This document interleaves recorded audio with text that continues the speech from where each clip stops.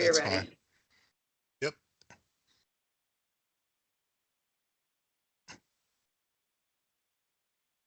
Okay, good afternoon, everyone. We'll get started.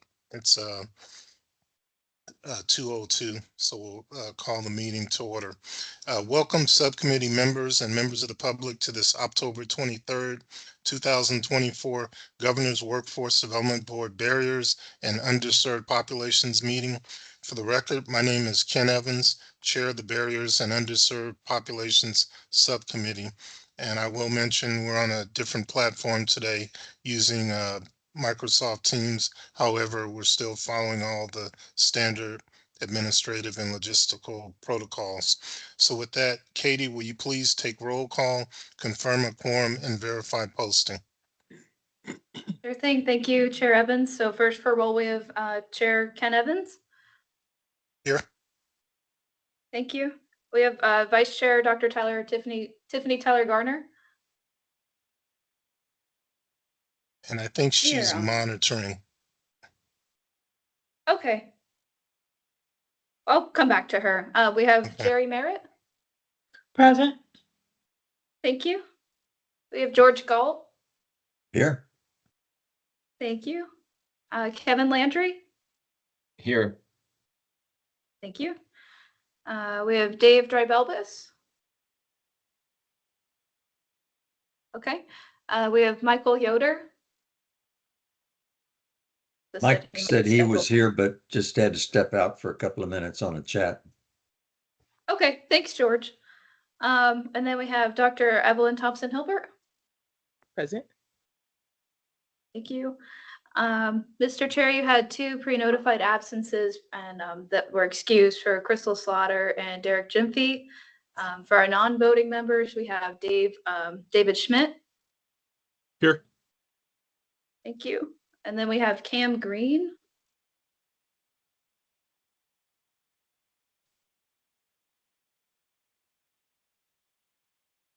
All right. And then Mr. Chair, Katie Gilbertson, Governor's Office Workforce Innovation for the record. I hereby affirm that this October 23rd, 2024 Governor's Workforce Development Board Barriers and Underserved Population Subcommittee meeting has met your quorum. And I further affirm that the agenda and notice for this meeting were properly posted pursuant to Nevada's open meeting law, NRS 241020. All right. Thank you very much, Ms. Gilbertson. Before we proceed, I kindly request that anyone who speaks today to identify themselves for the record. Additionally, if you are not on a member of the subcommittee, please wait to be called upon by myself or give feedback during public comment. And with that, we'll continue on to agenda item number 4, which is the first public comments section. Members of the public on remote technology are invited to provide comments at this time.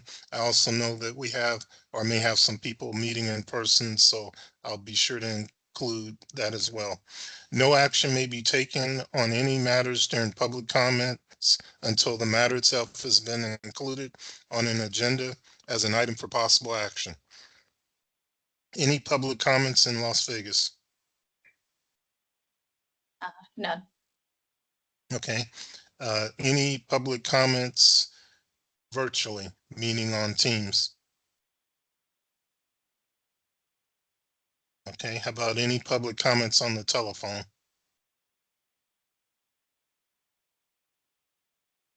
Okay. Hearing none, we'll close agenda item number 4 and move on to agenda item number 5 for possible action.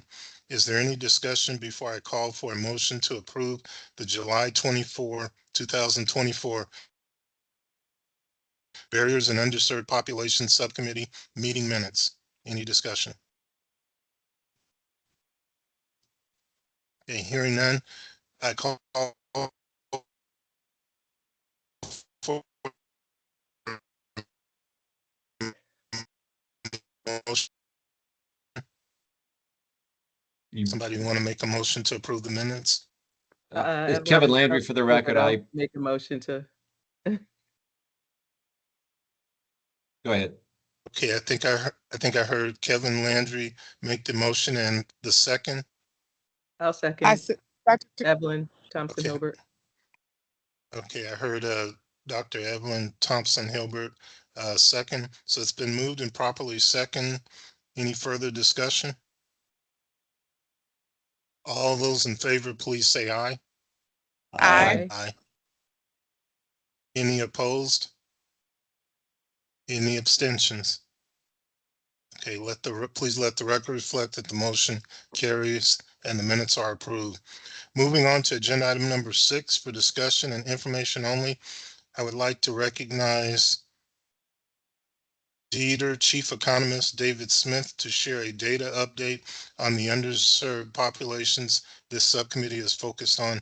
And just very quickly for the record, one of the things we did early on was identify targeted populations in terms of being underserved populations. Those were persons, males of color, specifically African-American males in the southern Nevada region, Latinx males in the northern Nevada region. We had individuals that are differently able throughout the state, as well as single mothers with elementary age children throughout the state. So those were the 3 targeted populations, and what we like to do is periodically come back and give updates regarding employment data for those underserved populations. And then in addition to that, sometimes there are other related items that Mr. Smith may share with us. So without further ado, I'll turn it over to Mr. Smith. Thank you, Mr. Chair. Give me just a moment to get my screen shared here. So I will try to go through this fairly quickly. I also have an update on our latest employment and unemployment data, just for context, before we dive into the deeper data on the populations that you referenced. In September, we did see some slight softening in the overall labor market conditions in the state. Our employment growth slowed from about 3% to about 2.1%. That is the lowest mark that we've seen so far this year. At the same time, our unemployment rate rose from 5.5 to 5.6%. That 2.1% growth, while softer than where we have been, is still relatively strong compared to other states. It came in at number 9 in the country for growth over the last year.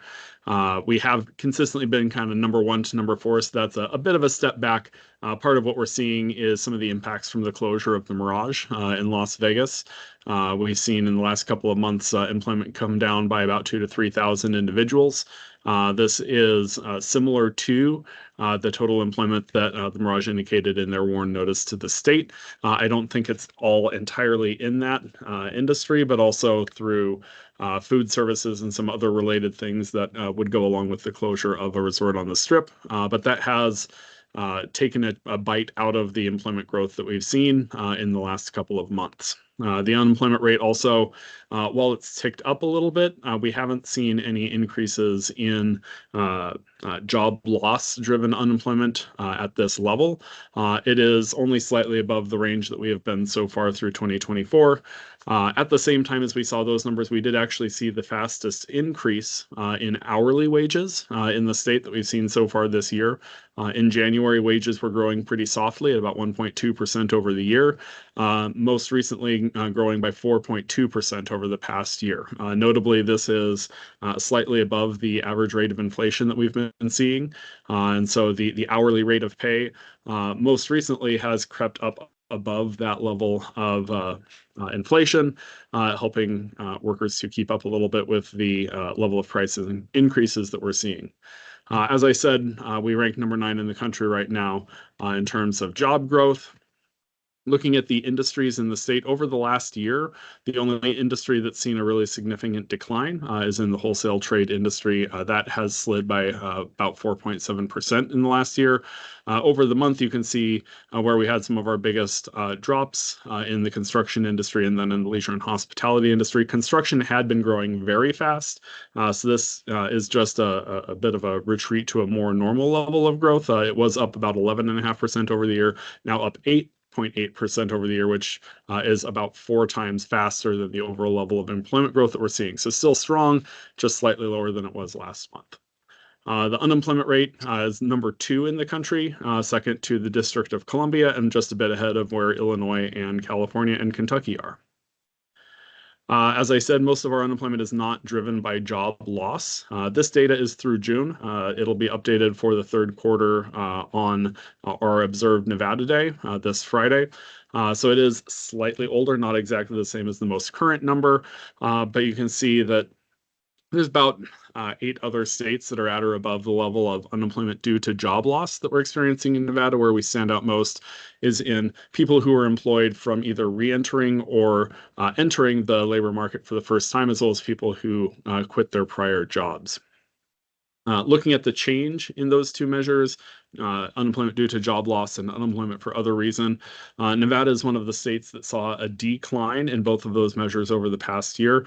If you look at the bottom of this chart, you'll see that there's a number of states that are seeing increases in unemployment due to job loss.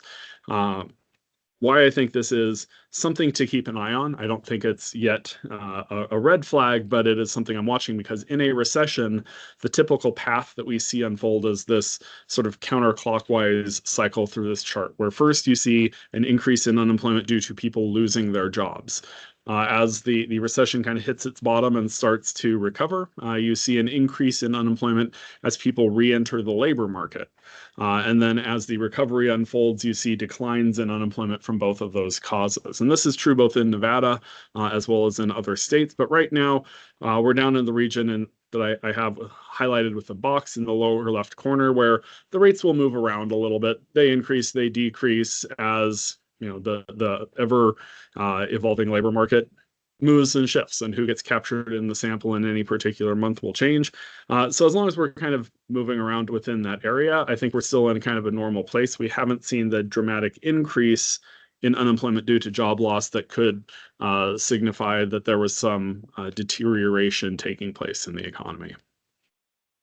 Looking at measures of turnover in the state, where we are today compared to where we were a year or 2 ago, we have seen a bit of a pullback in terms of the rates of people being hired, the number of job openings that are being shared, and the level of quits that we've seen. All of these are down from where they were a couple of years ago, but at that time, the labor market was very, very tight, as employers were desperately trying to attract workers as they ramped back up after COVID.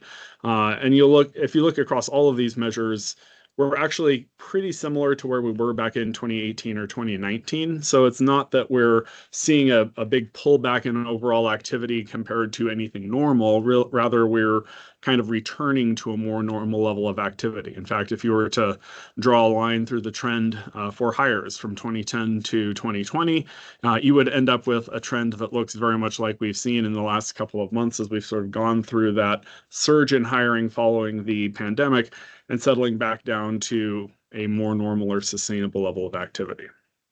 Looking at our unemployment insurance activity, we have seen the number of weeks being claimed, as well as the exhaustion rate, the share of people who begin receiving payments who use up those benefits, increasing a little bit over the last 12 to 18 months.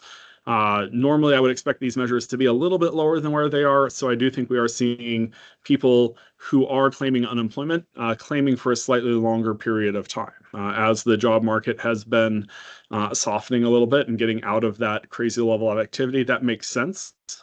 People are looking to find perhaps the right wage or the right salary or the right match for their work. And so they're on those unemployment benefits for a slightly longer period of time. At the same time, the total number of people receiving unemployment is historically very, very low. Only in late 2019 have we seen anything like the levels that we've seen either before or immediately after the pandemic. Back in the 1990s, we tended to average 3 initial claims for unemployment benefits per every 1,000 workers in the state. Currently, we're running at about 1.5. And so the total volume through the system for unemployment benefits is a lot lower than it historically was. This is true of states nationally. There's been this decline in overall usage of the unemployment insurance program. It is one of the trends to watch, because people coming in To collect unemployment benefits means that there is a point of contact. And so you know who is unemployed. You can refer them to job training services. As people are separating from employment and not coming into the UI system, that's one less touch point that we potentially have within the workforce system to engage with those individuals. The industries that we see claims in are all pretty typical. They are usually coming from industries that tend to have more periodic types of employment, like the construction industry, working on a project, having a little bit of a break between projects, and then working on something else. The retail trade industry, flowing in and out through the summer season or through the holiday season. The ramp up and ramp down that you see in the transportation and warehousing industry. Temporary employment services sort of speaks for itself. Again, people who regularly flow in and out of unemployment. And then looking at the leisure industry, you can see that there has been a bit of a spike there starting in July. Reminder that the Mirage closed on July 19th. And so while I'm not looking at the specifics for who filed this, I expect that that surge in claims was related to that closure. And then finally, at the statewide level, kind of a look ahead. Our employment growth, and this is August data, not September data, because I presented this to the Economic Forum last week.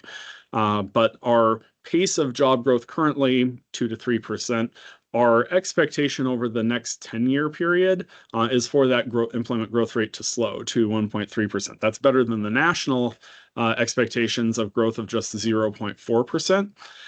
Long term, you add to your employment in one of two ways. You employ an increasing share of your existing population, or you bring new workers in. And so as states around the country are dealing with declining population growth, slowing population growth, that slowing population growth does translate into expected slowdowns in terms of the pace of job growth that we see both here and nationally. These are also 10-year projections, so they're expected to include a full business cycle. And so it's not projecting there will be a recession next year or there will be a recession 8 years from now, but rather over the course of that 10-year period that there will probably be some sort of a recession in there, not necessarily something like we've seen in the last two recessions, maybe more like 2001 or 1991. But that business cycle approach is also kind of baked into these employment projections. So that's in short, where we sit in the economy at large right now. To try to help dive into the questions of who is unemployed, where are they unemployed, and what are the characteristics of people who are unemployed. The American Community Survey, just within the last couple of months, released its updated one-year data for 2023. This is nice because it's the most timely for this particular data, and it's a much larger survey. The current population statistics survey that we use to determine the statewide unemployment rate only samples about 800 households in Nevada. And so it's a much narrower survey. In comparison, the American Community Survey samples thousands of households every year. It's still not perfect, but it's a much more detailed look and lets us tease things out to a much greater degree and with a lot higher confidence. Because this is just one-year data, it is limited to areas that have a population of 65,000 or more. There's a few different ways that falls out at the state level. One is the state as a whole clearly has a population larger than that.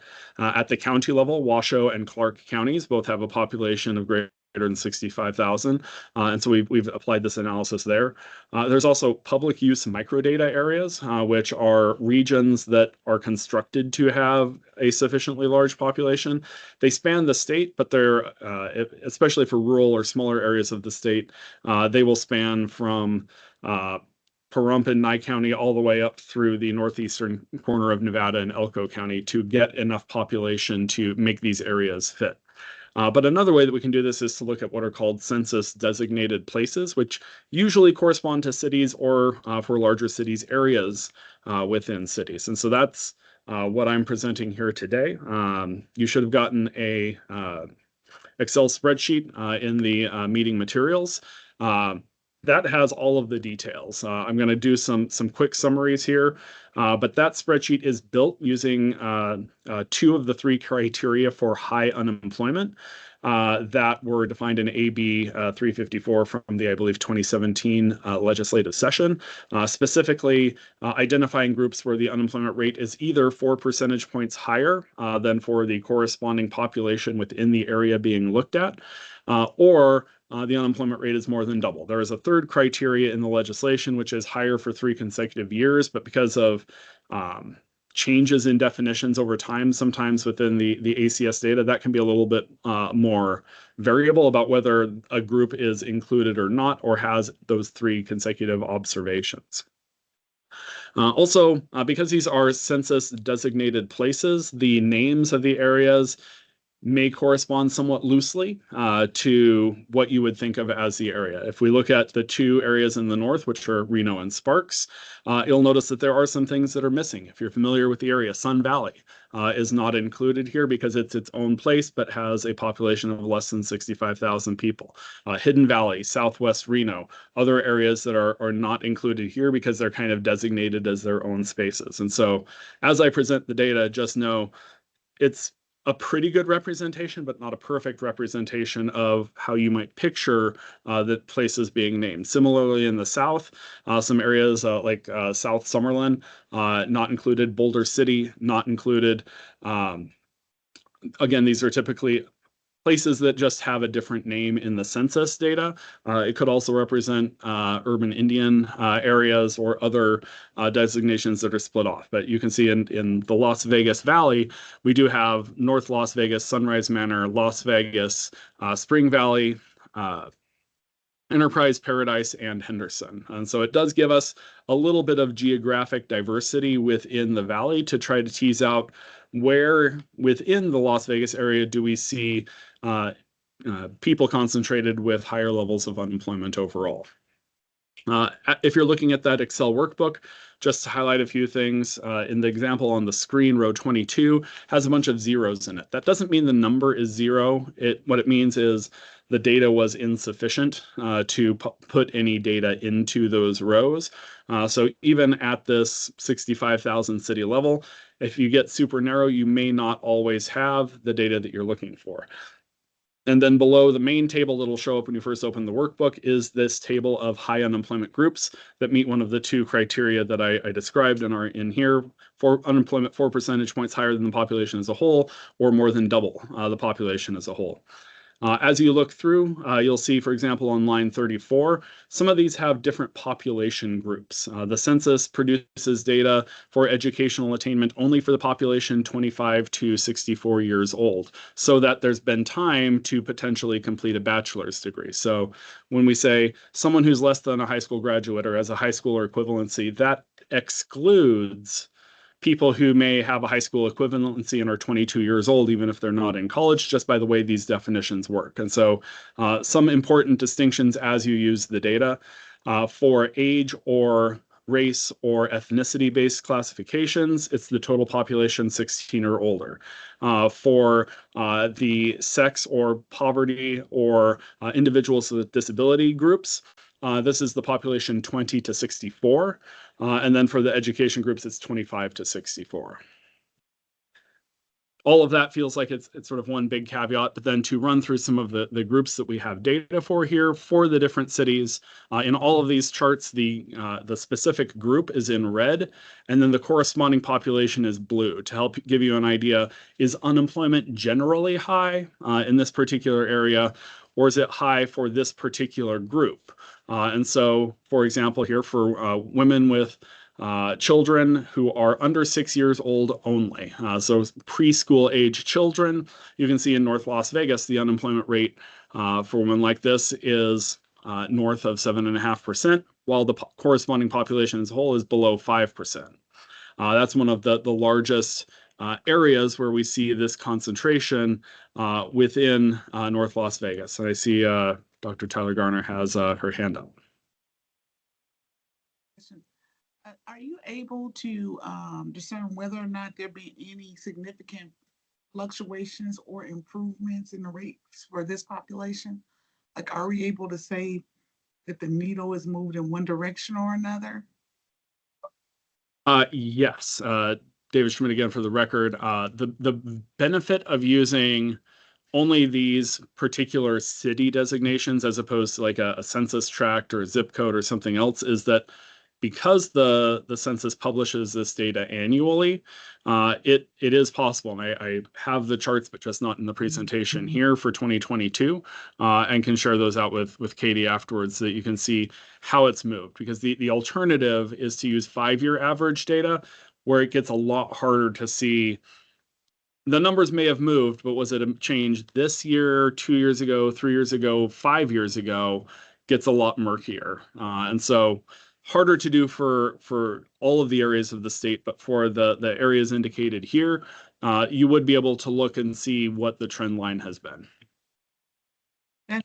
Thank you for leveraging a data set that gives us that ability, and would love to know that specifically for the populations you're going to cover today. Yep. Thank you. So the other thing in these charts to look at is the top chart is the unemployment rate. And so that is the share of the labor force that is looking for work. The bottom chart is the labor force participation rate. And this is the share of the population that is either working or looking for work. And so, for example, as you look through, you'll notice that Enterprise, Henderson, Paradise, and Sparks have Spring Valley to a lesser extent that have lower levels of participation. And so there's a couple of ways people can be not connected to work. They may not even be looking for work because they don't feel that they have the supports necessary to even bother.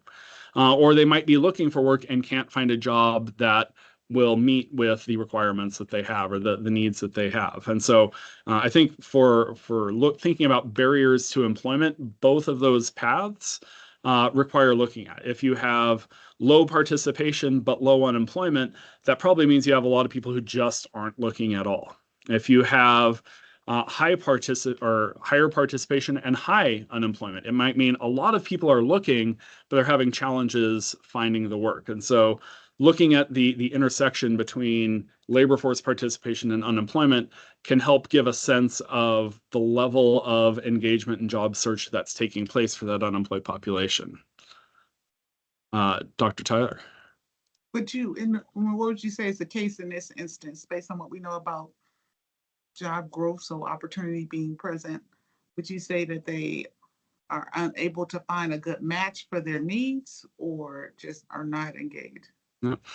So David Schmidt for the record, I would say looking at this, really what struck me was being a bit surprised how close the numbers were overall.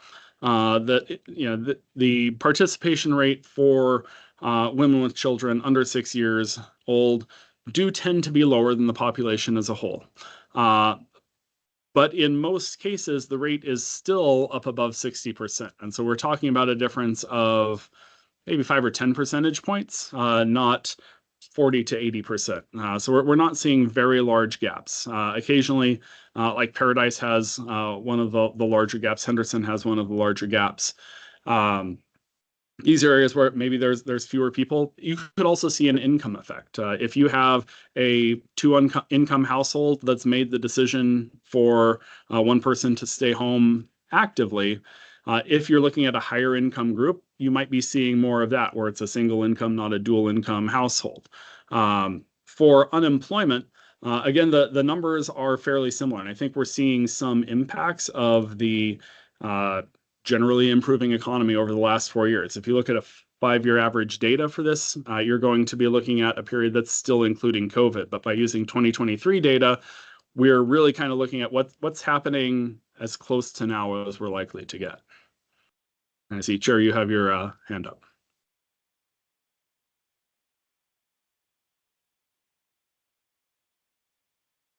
Yes, just a quick, make sure I'm understanding correctly. So when I look at the I'm sorry, Chair Evans for the record. So when I look at the chart, the unemployment rate chart for the North Las Vegas designated area, it appears to me as if the group is at a nearly double unemployment rate for the population. David Schmidt for the record, yes, Chair, that's correct. And if we I think I will be able to pull this up on my screen. If it doesn't give me an error. So if we look at the Excel spreadsheet, which hopefully you're able to see now, Yes, I can see it. if we look down at this high unemployment group part of the table, I believe this is the only time that the women with children is appearing is in the North Las Vegas area because it has an unemployment rate of 9.2%. Where the corresponding population as a whole, which is 20 to 64 years, is 4.2%. So the unemployment rate for women with preschool age children is about 5 percentage points higher than the corresponding population in North Las Vegas for this period. Okay, and very quickly, because I don't want to belabor things, but I'm bringing this up in anticipation of a later agenda item where we're going to talk about transition. So what I want to point out at this point is that part of the charter or the focus for this subcommittee is when we see a disparity or discrepancy like that, is to drill down and ask ourselves the question, what's causing that disparate percentage of unemployment? And then some of us know that anecdotally in North Las Vegas jurisdiction, as a rule, they tend to have a higher communities of color population there. And not that that should be a reason, but given our targeted populations for this subcommittee, that's yet another factor for why we need to drill down and then see if we can come up with some things that can be done to improve that through our workforce development system. And I'll stop there.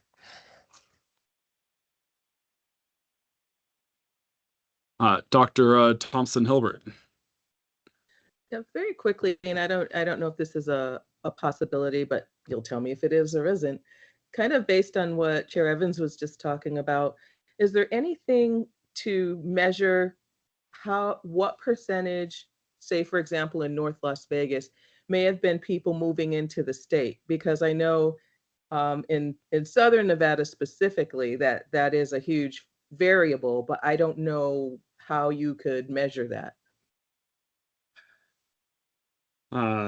David Schmidt again for the record. And yes, that's a great question. The American Community Survey is a great source to use for this because within the microdata files that they have, there are variables that will look at, do you live in the same house that you did a year ago? As well as, like how frequently, whether it's into the state or just moving in general, might be a little trickier to tease out. I don't think you would be able to say it at the North Las Vegas level. That's where you would have to move from sort of the narrower city to the larger public use microdata area. But for example, if you're looking at the area that would encompass North Las Vegas, it sort of dives down into the middle of Clark County and then extends up to the northern Clark County border. And so it would just be like a slightly larger area. So we would be able to get fairly narrow within the Clark County area. For Northern Nevada, the public use areas get a lot larger, a lot more quickly. And so they can be a little bit trickier to geographically target the data. But there's a number of variables. You could look at the types of housing. You could look at the rental costs. You could look at whether there is a full kitchen in a unit, how people commute to work, what time often they leave for work. That might be in a different survey, so maybe don't quote me on that one. But there's a lot of detail about the types of household, the size of the household, whether they move, whether it's owned or rented, and ability to dive down into that pretty deeply, with the caveat that the more details you add, the narrower your survey response will get and the larger your margin of error will become. Yeah, thank you, Dr. Thompson Hilbert, for the record. And thank you. I think that's important to know for this committee, because if we're looking, my question earlier was going to be, but you addressed it, looking at this data coming out of the pandemic, and then who knows what the magic number is of how much that impact is, because I don't know that there's necessarily a new normal post-pandemic yet of which to measure. So I think some of those variables, when we think about the groups that you are identifying at the bottom of the data, but I just would like to say for the record, I think it's important to keep in mind that we can drill down these different things as we're considering what kind of barriers within the subgroups that we've already identified. Thank you. Thank you. And I will also say, David Schmidt, for the record, it's not quite out the door, but we do have someone in our office that's been looking at trying to replicate and drill down on some stuff that the Lead Center at UNLV had recently published, looking at rent burdened households in the state. And one of the data points that he showed off was that for single mothers with children, I think in the state as a whole, I don't know if it was specific to Las Vegas, this was one of the highest populations that was also rent burdened. And so looking at some of and that was also coming from this ACS data. And so we would be able to look at some items like that to help flesh out more than just a single dimension of people like we're doing right here. I'd like to respond to that. Thank you, Dr. Thompson-Hilbert, for the record. I think you bring up another thing we haven't touched on in this committee, but again, for the record, I think it's important. If candidate Vice President Harris gets in, she has a very aggressive affordable housing initiative.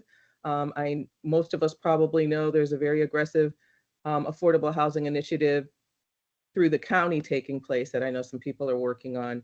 And I think it would behoove us in the Barriers Committee to look at this data relative to what's going on or what's coming up in the affordable housing space, so that we can have maybe more proactive, as much as we can, proactive recommendations about that, especially as we're considering the single mothers with children.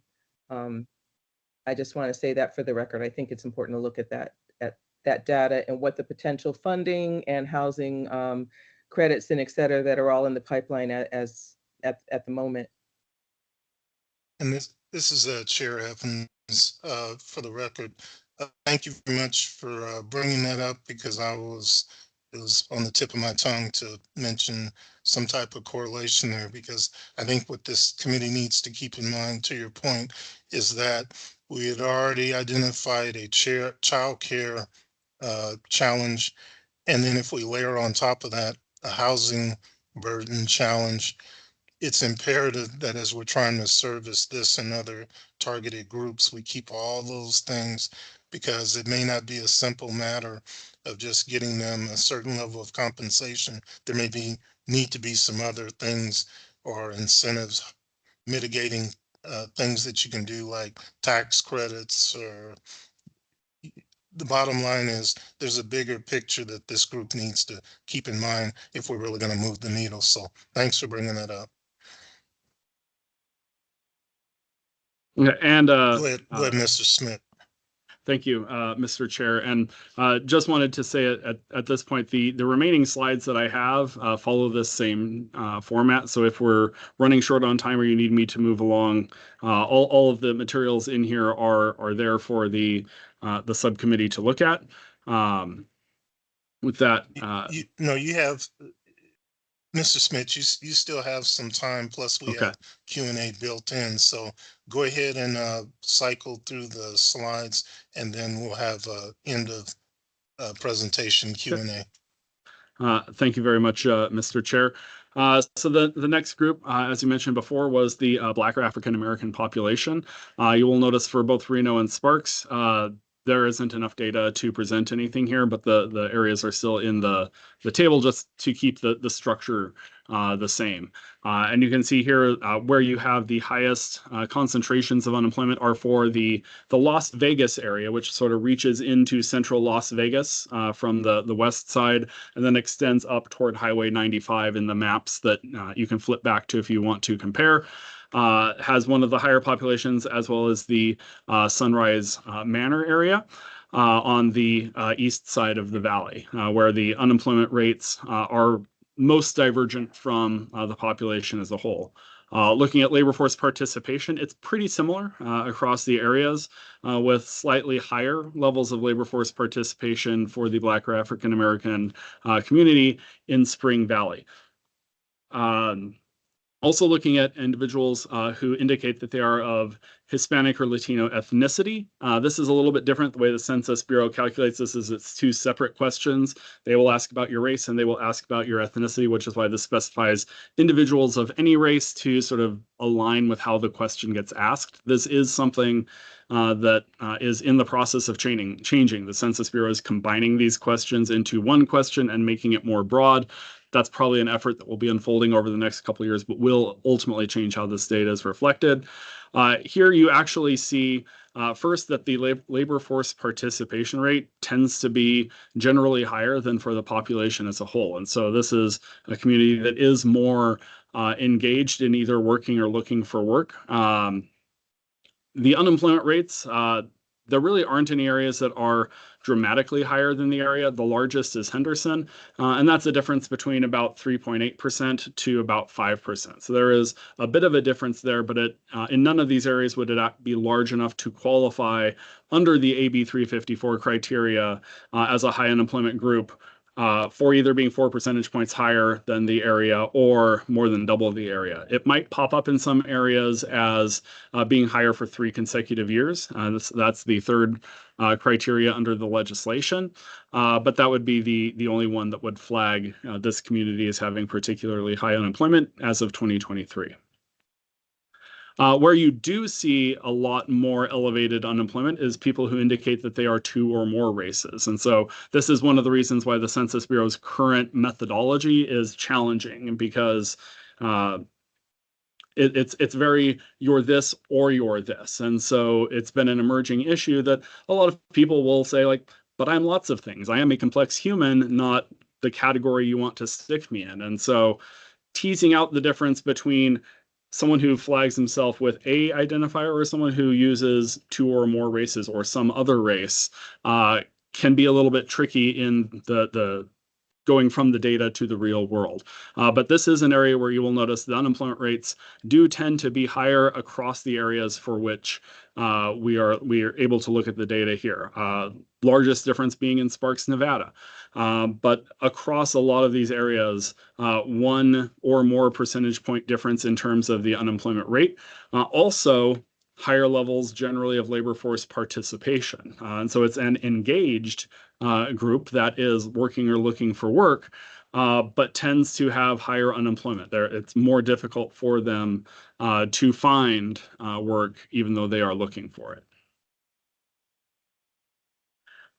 Moving from race and ethnicity into age, and particularly looking at younger workers, again, it's been common that workers who are 29 or less tend to be engaged. I'm not looking at the age 16 to 19 group, just because the participation rates tend to be much, much lower for those kind of still high school aged individuals. But as you move into age 20 to 24 and on, you'll see participation, again, tends to be higher than the all age population, 16 to anything. And so younger workers are more engaged. They are working or looking for work at a higher rate. But in almost every area, with the exception of Reno and Sparks, those unemployment rates are higher. And so it's harder to find work, even though they are generally more engaged overall. As you get a little bit older, there's a bit more variability here. We see that in Henderson, Las Vegas, North Las Vegas, Sunrise Manor, significantly higher unemployment rates. For Paradise, Reno, Sparks, as well as Enterprise, considerably lower or somewhat lower unemployment rates. Again, higher levels of participation overall. And so if you're looking for this sort of early post-college, 7 to 8 years out of school or out of high school age group, it's that Henderson, Las Vegas, North Las Vegas, and Sunrise Manor areas where you see the biggest impacts, with Las Vegas and Sunrise Manor having the numerically largest differences between this age group and the overall population. For people who have less than a high school education, again, this is people 25 years or to 64 years old with less than a high school education. Pretty dramatic difference in terms of unemployment rates in the Las Vegas and Reno areas. A lot more similar in other areas. Also somewhat lower labor force participation across the different regions. And Mr. Chair, I see you have your hand up. Yes, Chair Evans, for the record, want to make sure I'm interpreting correctly. So this is a case of where their unemployment rate is significantly higher, and yet their labor participation rate is lower than the population. Yes. So that suggests either they're getting disenchanted and not using the system, or B, they're not aware of the system, but either way, they're not participating in the system. Did I interpret that correctly? Potentially.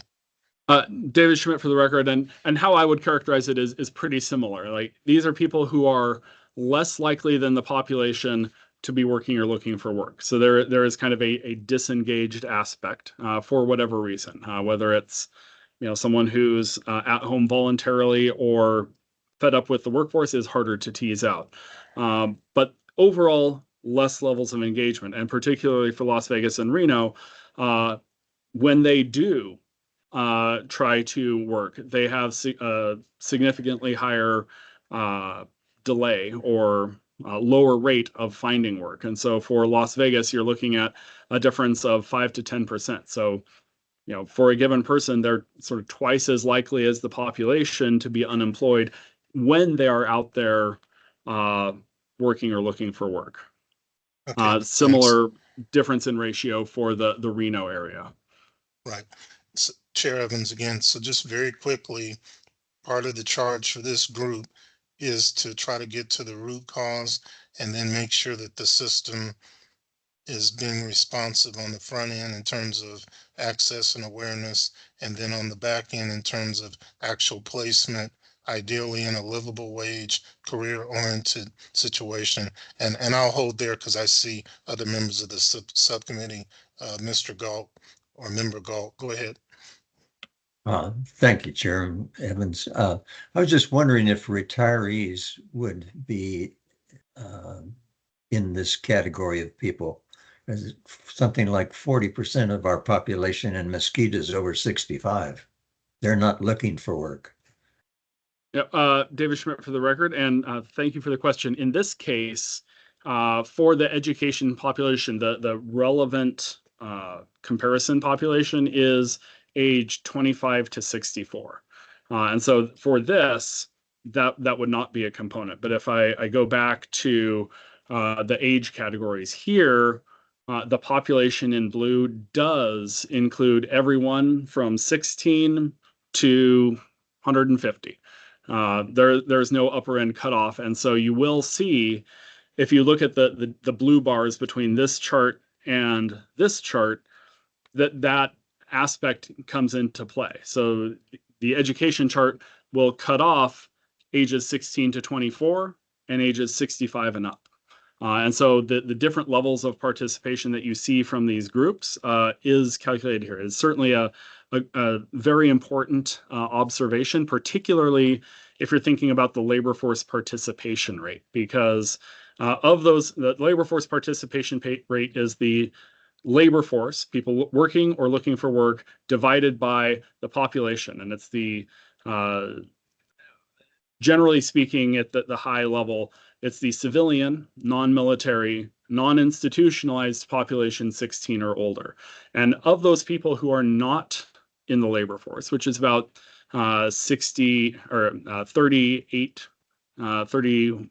to 38% of the population, the vast majority are exactly as you described, people who are retired and do not want to work. And thank you for the note on the timing. And so teasing that out, especially as we've seen the population get older and we see the baby boom generation moving past age 65, that increased level of retirement, people who say they're not in the labor force as a share of the population because they are retired has grown from about 15% of the population to 20%. Over the last 10 years. And so it's had an impact on the overall availability of the workforce compared to the overall population. And I will try not to have a mini sub presentation about that particular topic, but it is certainly something that affects the data. Thank you. Moving on from people who have less than a high school degree to people who have a high school degree or equivalent, again, for the 25 to 64 population.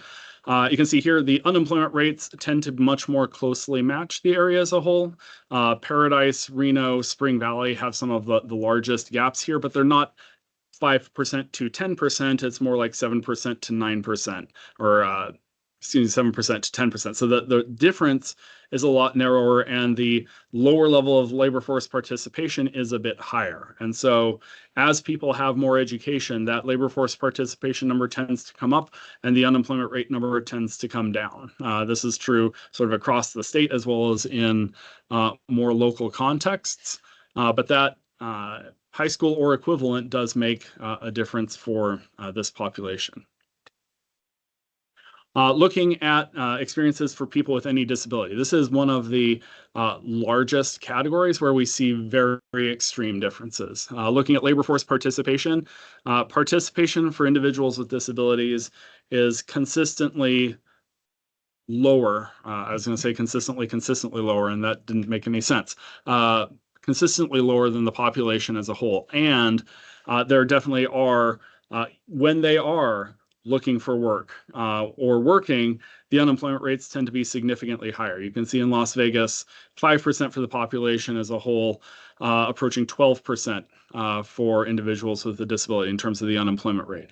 A couple of areas where it's much closer, Spring Valley and Sunrise Manor, as well as Enterprise, stand out to me as being a much smaller gap. Even there, the labor force participation rate's still much lower. And so more people out of the workforce entirely, a smaller share are working or looking for work. And of those, generally more experiencing unemployment than employment.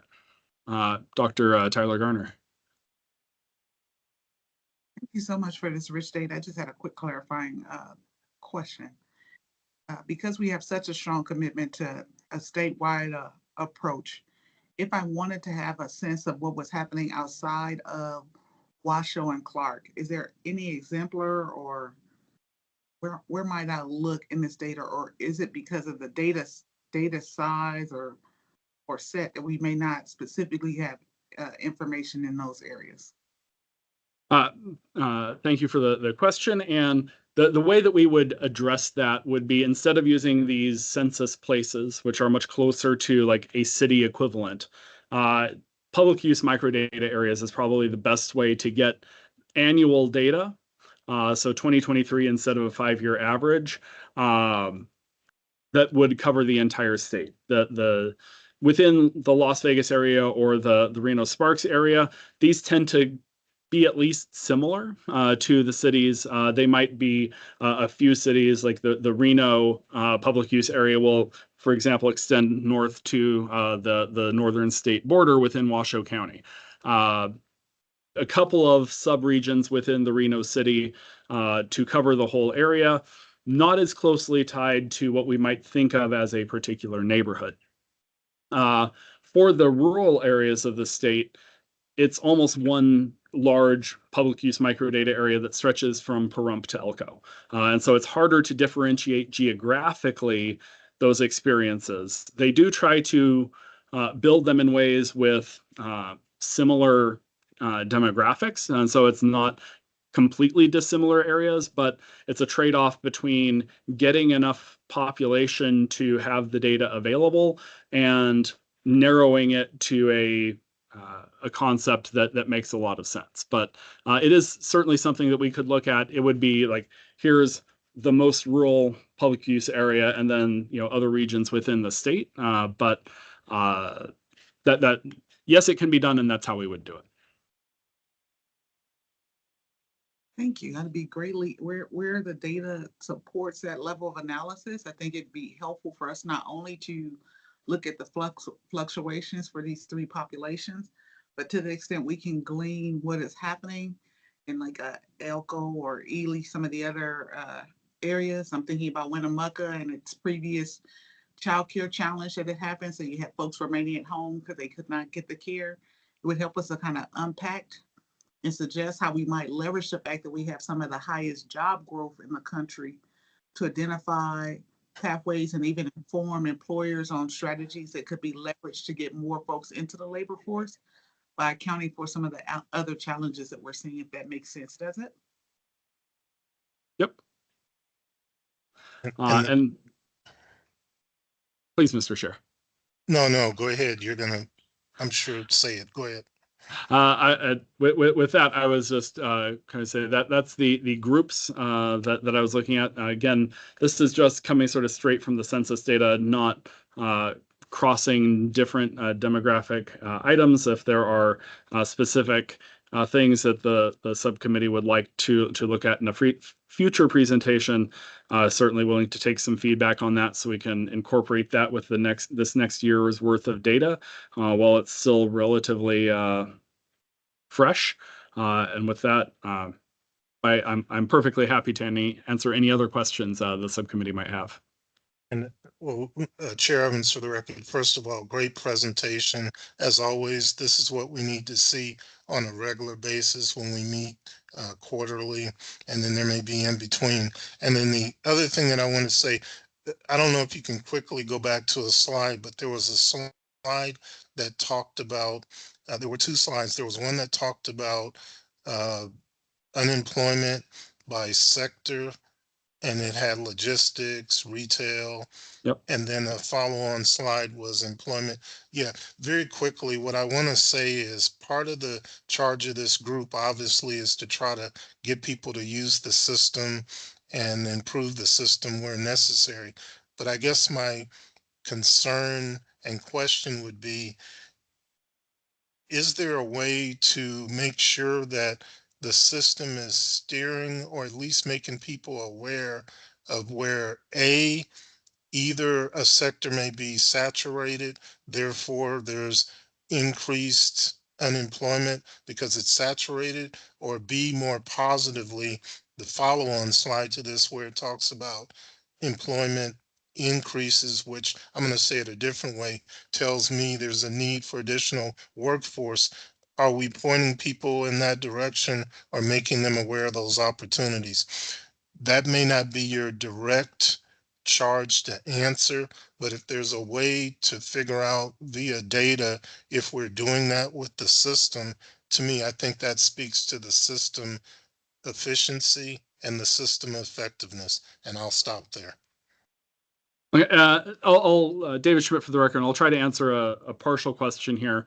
So I would not take this chart to mean here are industries where we're seeing unusual levels of layoff. That can show up in the data, and I would point to the leisure industry as one where there was, due to a thing that happened with a company that was kind of unusual, you can see a move in the data as a result. The flip side is for, say, the construction industry. There is an aspect of this that is, this is what business as usual looks like in the industry. You can't build roads in the winter in the north, and so we see a spike in unemployment claims due to construction, not because of a lack of demand or a lack of need within that industry, but simply because that's sort of the flow of the business, that there does tend to be this increase in claims during the winter to keep people's attachment. And in part, this is some of the justification for the unemployment insurance program back to its founding, is to help maintain people's attachment to the labor force. So when you have this disruption, so that people don't scatter to the four winds, but instead, like, okay, I can receive this unemployment to help tide me over to either find a new job or until work picks up again, and to sort of reintegrate it. It's to supports employers by maintaining that local attachment to the workforce. And so as I look at this, most of what I see is normal activity. There's a spike in claims from legal operations around and accounting operations around the end of the year, because it's people come in, help to close the books on the year, and then that effort falls off. You see it in education services during winter break as people who not teachers on contract, because that's a separate category, but bus drivers, crossing guards, cooks, people who don't necessarily have that contractual relationship. When you're off for a couple of months, there's a spike in claims that immediately goes away, and you see the same pattern repeated every year. So a lot of this is just normal operation of the industry stuff. though it can also be an indication of where there might be some closures. As far as the demand for different types of work, I guess I will in short, that is definitely a topic that comes up a lot. It's challenging, particularly for a state like Nevada, because we have so much population not just sort of homegrown. If you are a state whose population goes to school in the state and goes to higher education in the state and goes to workforce in the state, you can draw a lot clearer map on the supply of labor and the demand for labor between the industries you have and the people you're training up. For Nevada, we have so much from so many places that it's trickier to have that kind of neat picture of labor force demand and supply. Certainly agree that it's a valuable sort of thing to try to replicate, as long as we're producing good data and not just like, oh, here's something, but it's only 10% of our workforce, and so it doesn't necessarily answer any questions. That's the challenge and the opportunity there, I guess. Understood. And we'll conclude with one question by Dr. Thompson Hilbert, and then we'll move on to the next agenda item. Thank you, Evelyn Thompson Hilbert, for the record. I wanted to revisit George's retirement question quickly. And again, David, I'm never sure if this is a too granular of a question for the data that you track. But thinking of the barriers that we've been examining and researching, say, it would seem to me that the groups that we're looking at do not necessarily have retirement. And I know a lot of the trend in the greater workforce has been many more older people having to return to work. And so the retirement age is not as set as it used to be. And so the question I have, or what I'd like to have of record for this committee moving forward, if there's some way to look at that, is even if the groups that we've identified that are experiencing these barriers, I would assume then would have issues with retirement to begin with. So George, I wasn't sure if you were talking specifically about those that have retirement savings or some sort of retirement. Well, you have to have worked to retire from something. But I think it would be important to consider the groups that we're identifying at some point will be of that age, and will they not even have retirement to rely on at that point, and how we could maybe aggregate some sort of predictive measures to include with whatever it is we're going to produce out of this committee. If that makes sense, I apologize. And David Schmidt, for the record, to try to quickly and partially talk about that, this is the same chart just for the population age 75 and older. This is generally available on about 10-year increments. And so if we wanted to look at different things, we could, but I don't want to be here for 3 more hours. So there is certainly, even for the population 75 years and older, across these different areas, roughly 5 to 15% of the population of that population is still engaged in working or looking for work. And if you look at the unemployment rate for such individuals, it is in Enterprise, Henderson, and Sunrise Manor a bit higher. In other groups, a bit lower, not available for some others just because it is a fairly narrow slice of the population. But there is data that would help to support current experiences. And then I think you're also getting to how could we look ahead and say, for the population that's say 45 to 55,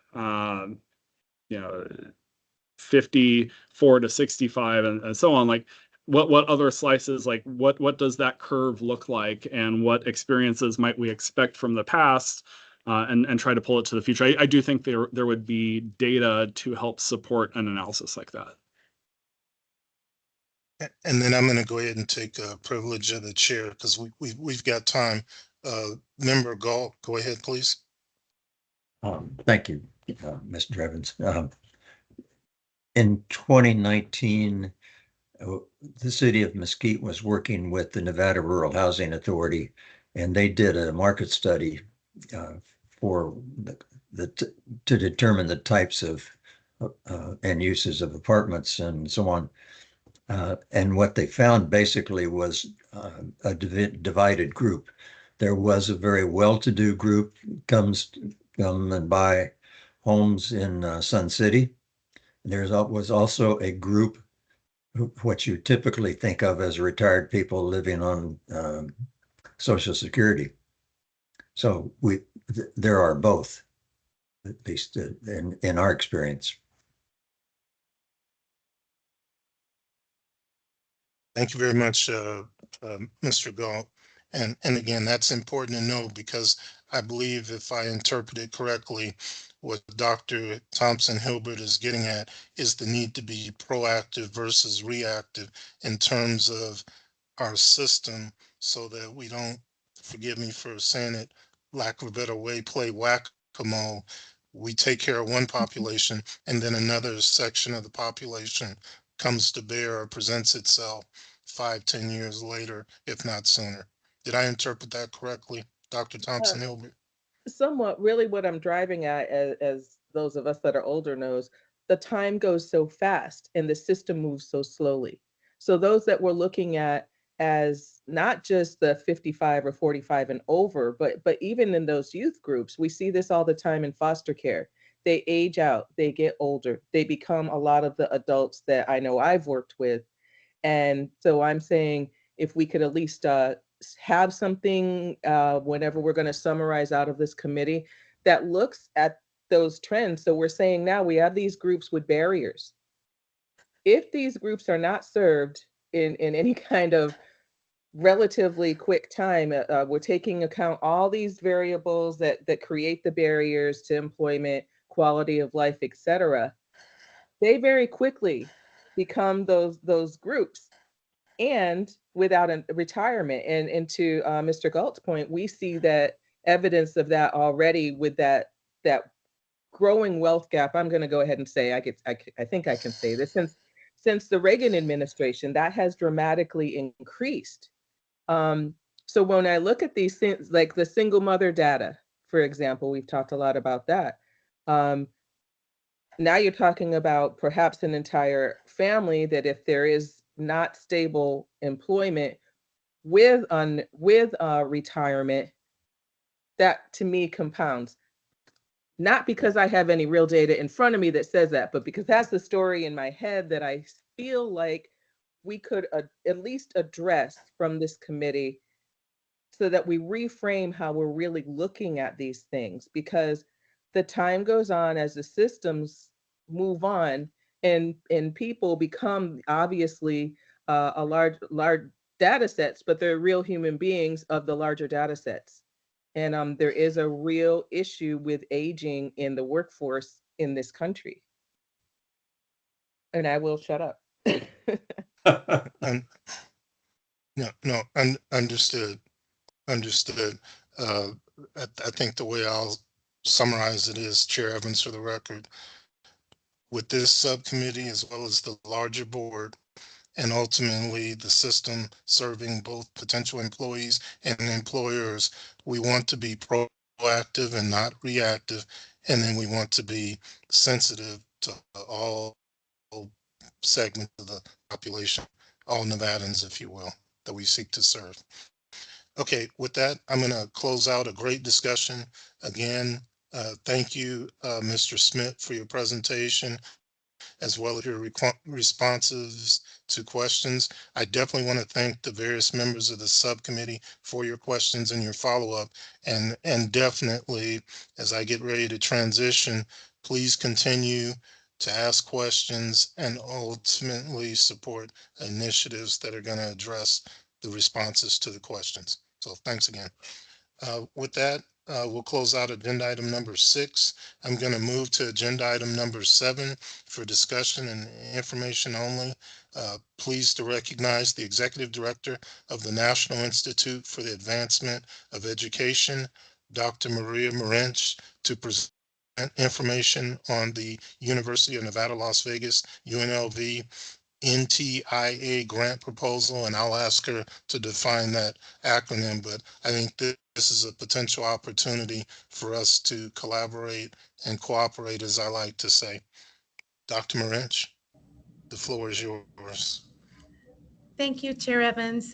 For the record, Maria Morench, I'm the Executive Director. Thank you for the introduction of the National Institute for the Advancement of Education. And I appreciate the invitation today about to tell you a little bit about the Institute, and then also to tell you about a grant that UNLV has applied for that I think provides a lot of opportunities for partnerships and supports that align with the work of this committee. So thank you so much for that.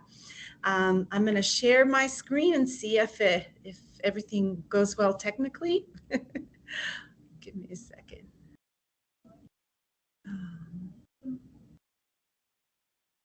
Perfect. Hopefully you can see it. Let me know if you have difficulty seeing it, but if not, I will start. You good? Perfect. Okay, so first of all, let me tell you, the National Institute for the Advancement of Education is an institute that it was formed by the Nevada System of Higher Education Board of Regents 3 years ago, with the intention of transforming education through innovation, excellence, evidence, and equity. We are housed at the College of Education, but we are interdisciplinary and also interinstitutional. So we do work with the other NSHE institutions. And while the Institute right now is focusing a lot on local and state issues, the long-term goal is to become a national and international institute that looks at innovation in education.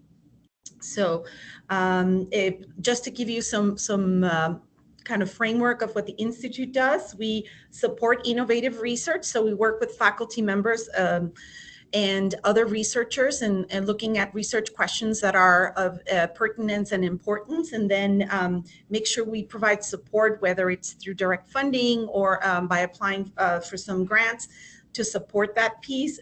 We are, one of our main functions is to grow the educator pipeline, and so we work very closely with the colleges of education and support teacher preparation and retention strategies. We also want to make sure that we translate research into practice. And so one of the things we're doing with faculty members and researchers is taking all the information that we can derive from the great research that's being conducted in the state, and then making sure that we communicate it beyond the academic sphere. How do we get this really good information that we're learning through research to the practitioners so that they can apply it in their everyday work and in their decision making? So that's part of the work that we do. And we also develop partnerships with schools and advocacy organizations. Some of our faculty members have great ideas to conduct practical research, but sometimes they don't have those community connections. So we make sure that we serve as bridge builders so that we can work with the community in this. The Institute works on a community-based model, which basically is we have the research faculty, but then we want to make sure we always bring an educational practitioner or a community member into the research design so that it is grounded in practice and reality. It's very important. Research conducted every day can be very theoretical and looks at frameworks, but at the Institute, we want to make sure that it's grounded in practice and then it informs and answers questions of practice so that we can do that. And then we always involve students because obviously we want to build that pipeline of knowledge and support so that we always have this kind of trifecta of teams that build the research together and implement it as well.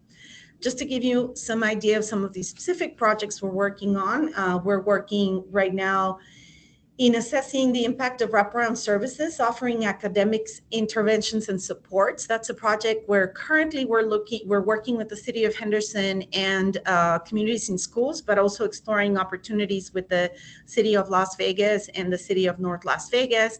And it is looking at some of the before and after school programs and looking at the wonderful work that is being done there, but also bringing some national models and looking at potential professional development that aligns with the particular needs of what these wonderful organizations are already doing with youth before and after school programs. So that's one focus that we have. We also have been doing a lot of research on teacher retention. That's a focus that we have. And recently, one of our fellows, Elizabeth Hofschutt-Collins, is finalized a study on teacher retention specifically for the state, and she's going to publish those results pretty soon, and we'll be sharing them openly with the community. Another partnership that we have with the National Board Certification and the Clark County Educators Association, we are looking at board certification for teachers. Currently, teachers can start the process when they're in their third year of as teachers to become nationally certified. And in collaboration with the National Board, we are looking at providing mentorship, supports, PD for pre-service to year 3 teachers, so that when they can then apply for the certification process, they already have the foundations and have their portfolios aligned, so that it's much easier for them to then proceed to the certification process. And so that's one thing we're doing. And we know that nationally certified teachers, not only for them, it's they're more effective educators, research nationally has shown, but also for the teacher, him, herself, or themselves, allows them to also get some additional compensation because of the certification.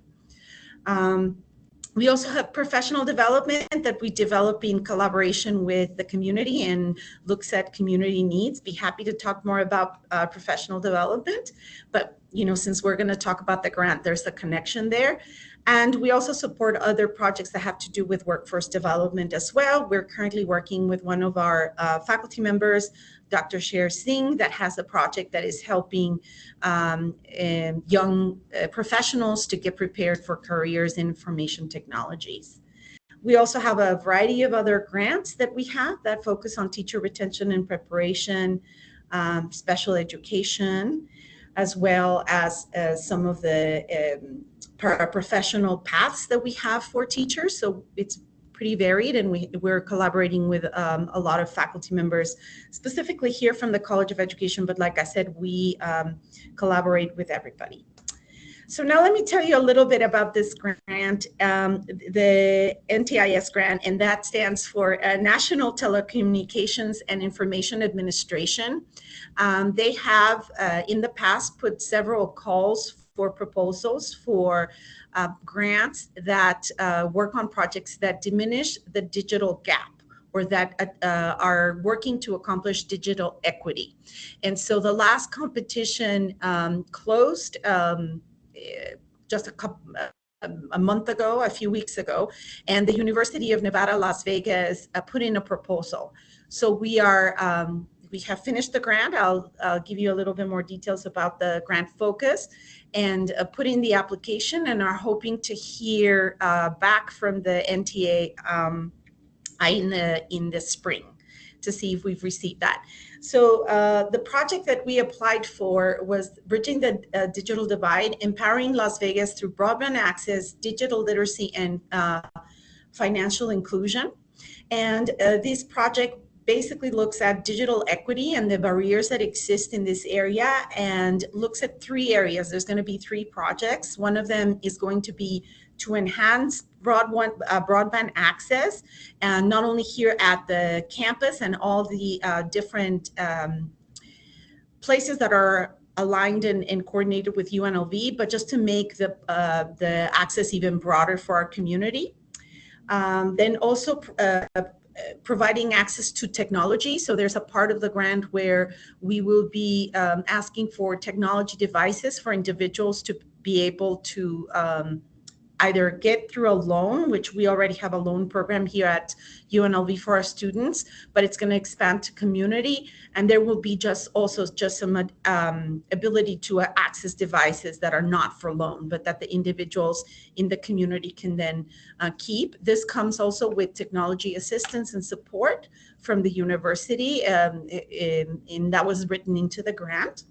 And the other piece is professional development. The professional development is going to be aligned with digital literacy. So a lot of courses and professional development, from understanding potential careers in the digital world, digital safety, even some access to like using software for workforce. There's a lot of digital equity themes that would be available for individuals to take in the community as professional development. We also have an institute here at UNLV called the Institute for Financial Literacy and Wellness, and they have already developed a lot of classes that are basically looking at financial literacy, and they're working with organizations in our community that are already doing this good work. Anything from, for example, how does financial aid work, loans, how do you access a house, how do you build credit? I mean, anything that you can think of on the financial literacy area. And the last area for the professional development, which is one of the things that the National Institute is involved with, is to work on life skills. And that can be from interviewing skills to, for example, we have been in talks with a couple of state departments that work to support different communities, and for example, in the state. And one of the trainings that we're looking at was for refugees, for example, or for new communities that are immigrating that may need some assistance with even things like how do supermarkets work in the United States. So some very basic training, very broad life skills training as well. And the communities that would benefit from this are, just diverse communities, but they include families that are benefiting from programs such as TAMF. And so we are hoping that once we get the grant, we are developing referral systems where individuals from different organizations in the community that are already serving communities can then refer individuals to these trainings and these programs so that they can take advantage of it. Veterans, incarcerated individuals, or individuals recently released, and as well as individuals that may have a language barrier. Part of the proposal for the grant was to be able to translate all these trainings into Tagalog and then also Spanish, which are the main languages here that all the voting materials, for example, are translated. So the state translates into those two languages. So we would make that accessible. And as I mentioned, it's a 3-part project. The way the grant works, the National Telecommunications and Information Administration may select to fund the 3 projects, which were interwoven. So we were very clear that one feeds the other, but they may choose to just fund one of the projects or the 3 parts of the project. So we're hoping to hear that we get funded for the 3 parts. It's quite a significant grant. It's a grant over a period of 4 years plus an evaluative year.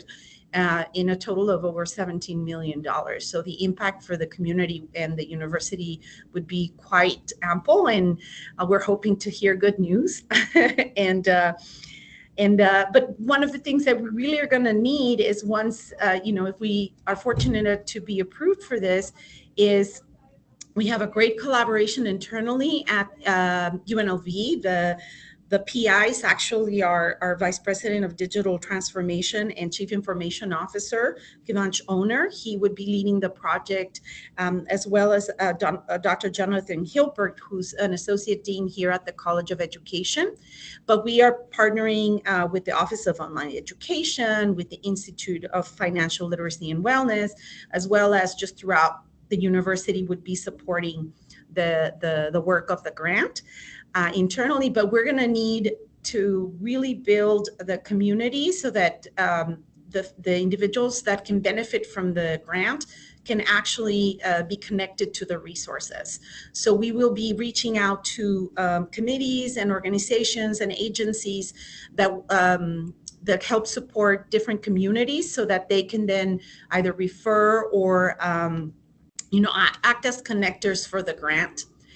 And that's one part of it. But on the PD side, I also want to emphasize that one thing that I think it's unique for this project, and the National Institute for the Advancement of Education is already working with some state agencies to do this, is to really develop adaptive, targeted professional development.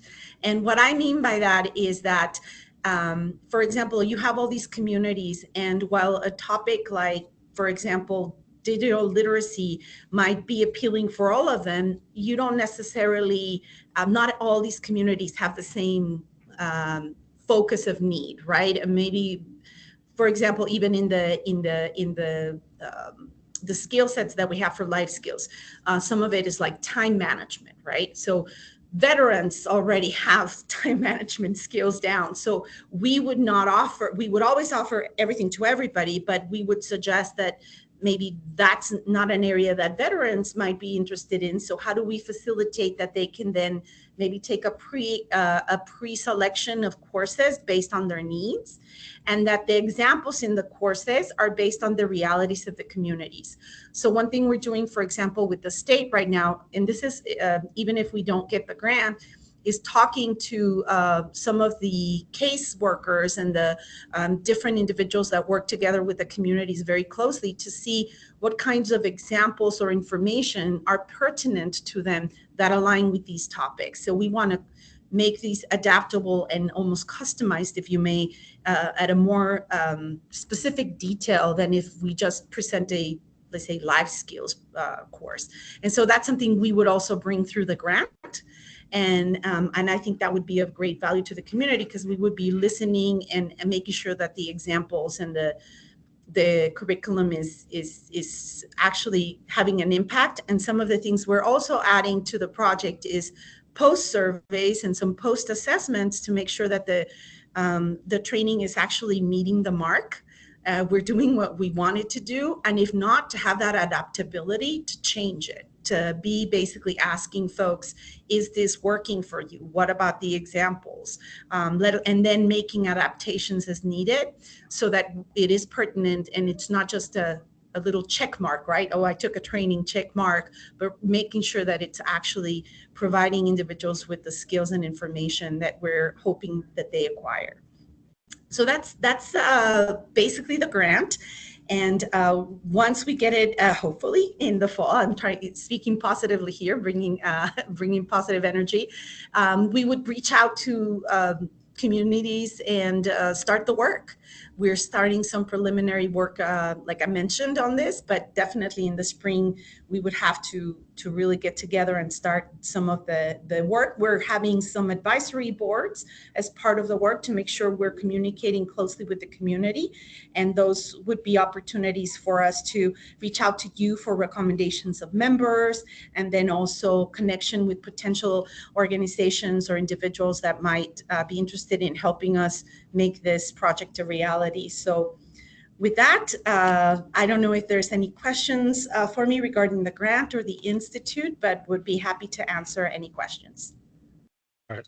This is Chair Evans for the record. Thank you very much, Dr. Marinch. Excellent presentation. And just to kind of set the tone for a few minutes, if there's questions here, wanted to do this presentation because quite obviously that's a lot of resources to bring into Nevada. And if we're able to do this, I think there's an opportunity in particular from this committee, given what our charge is, as well as the greater board, to try to connect them with individuals, as she mentioned, that could serve on their advisory boards at a maximum, or ideally, but at a minimum, get the word out about this through our internal and external stakeholders within the system, so that, again, we can cooperate and collaborate and leverage this to the benefit of the target audiences that we're trying to serve. The other thing that I'll very quickly commend you on is, I think you called it adapted, targeted, and I forgot the third word, but here's what I'm going to say real quick at the risk of repeating myself. And y'all won't have to hear me repeat this anymore in the near future. But one of the things we seek to do with the system is make sure that our system is both professionally and culturally competent. So when you mention what you did, that you're actually going to query people and make sure that the curriculum and the services you provide are adaptive to what they actually need, versus giving them a cookie cutter approach I definitely think that's something that we're doing and attempting to continue to do with our system. So great to hear that. With that, let me be quiet and ask Dr. Tyler Garner to ask her question. Thank you. Thank you, Chair Evans, Dr. Tyler Garner. For the record, Dr. Moranch, thank you so much for your continued investment and leadership in our communities around these needs. And I'm wondering if you had an opportunity to join us for the first half of our discussion where we identified 3 key populations. And if you did, are there ways in which your existing programming or this prospective programming might be a good fit in terms of workforce development strategy or resources for the areas that we're trying to move the needle, whether that's women with children, individuals with special needs, or those that are disproportionately unemployed? What might the fit or match be for us, and how can we support it? Thank you. No, thank you, Dr. Tyler Garner. And again, this is Maria Moranch for the record. I think there's a perfect alignment with the communities that you were identifying before as communities that you will be serving through the work that you're doing.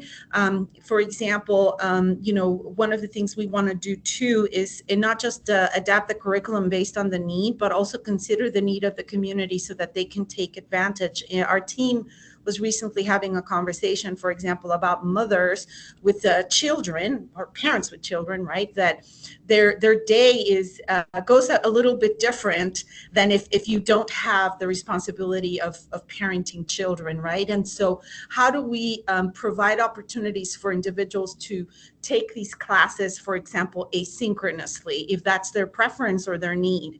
Or how do we provide also maybe an in-person training for those individuals that maybe have that learning preference and have that capacity or ability to do that?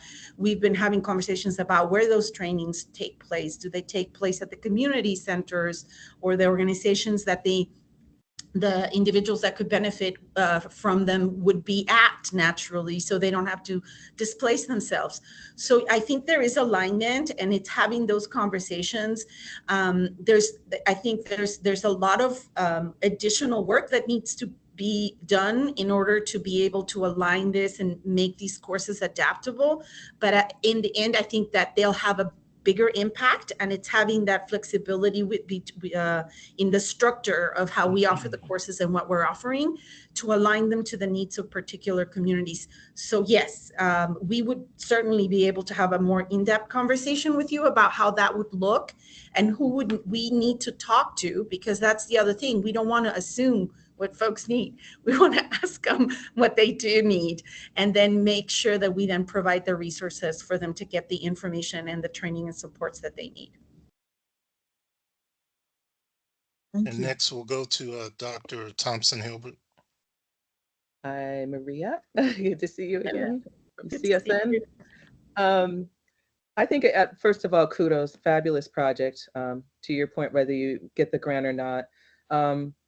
My big thing is always like talking about community members. So your last statement about the customization also resonated with me. So it's great to hear that.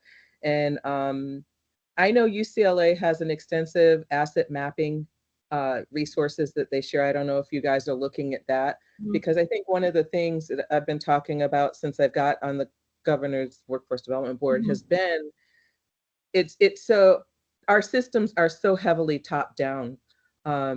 So I really love what you're doing. Probably talk to you about it more offline, because so often we create the program, we create the curriculum, and we push it out without the input of the community or of the people that we're going to serve. So that was just really great to hear. And if there's any way I can help with that input, I would avail myself to do that for sure.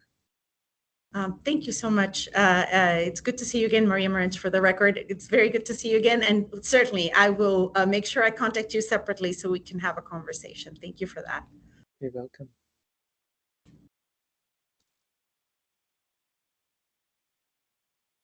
Okay, thank you very much. I don't see any other questions, and so I'll just say thank you again, Dr. Moranch, for being willing to share this with us. We're always looking for potential resources. UNLV is one of our major academic institutions, definitely for the Southern Nevada area. But I know you partner with other NCHE institutions, so as such, that makes you a great stakeholder for what we're trying to do with the workforce development system. Real quick question in chat. Is there an ESL component to the soft skills training? And that's by Mr. Yoder. So yes, like I mentioned, one of the efforts that we're going to be doing is translating the material and having it available in at least those two languages. And so Spanish is one of them. And then there are some components of ESL that we're looking at as well, just for individuals to get some more resources. We already have at the colleges and universities in our state, we have, and in community organizations, some ESL components. That's another thing that we want to make sure that we are putting into some of these trainings as appropriate. It's resource lists, and it's a difficult thing, as you know. We don't want to do referrals because there's a fine line. You have to be careful with that, but also being able to share information on where to find resources like ESL courses. And the universities obviously have resources in this area, the community colleges and universities in our state. But yes, definitely that would be something important. And we were also having a conversation the other day. It's not just about putting the courses in those at least two languages, because those are the languages that we have a lot of population that have that bilingual preference, but also the service, right? Because you may take a course and if you're still a language learner, you might need some assistance in your own language. So we've even talked about how do we integrate those services and then guide folks so that they can get that ESL support appropriately. Thank you very much. One other thing I want to mention very quickly for the record, because it's an example that the cooperation and collaboration has already started. The second research project that was mentioned on the slide by Dr. Marinch was an Elizabeth Collins. That's one of the Empower Research Grant awardees. And just very quickly, we had a meeting, I think it's going on maybe a year and a half, where we met out in the academic community and let them know or ask them if there were things they wanted us to do in terms of research to support what we're doing with our longitudinal system. And again, that was one of the awardees. So bottom line, the cooperation and collaboration has already started, and hopefully this will be another opportunity. So thanks again to you, Dr. Marinch, as well as President Whitfield and other members of the UNLV team. With that, we'll close out agenda item number 7 and move into agenda item number 8. And I am going to make sure that we finish on time without sacrificing the quality of the meeting. Agenda item number 8 is for discussion and information only. And what I'm going to do, take a point of privilege. I'll present an update on the King of Jewels on behalf of Nick Matthews and Sean Torrey.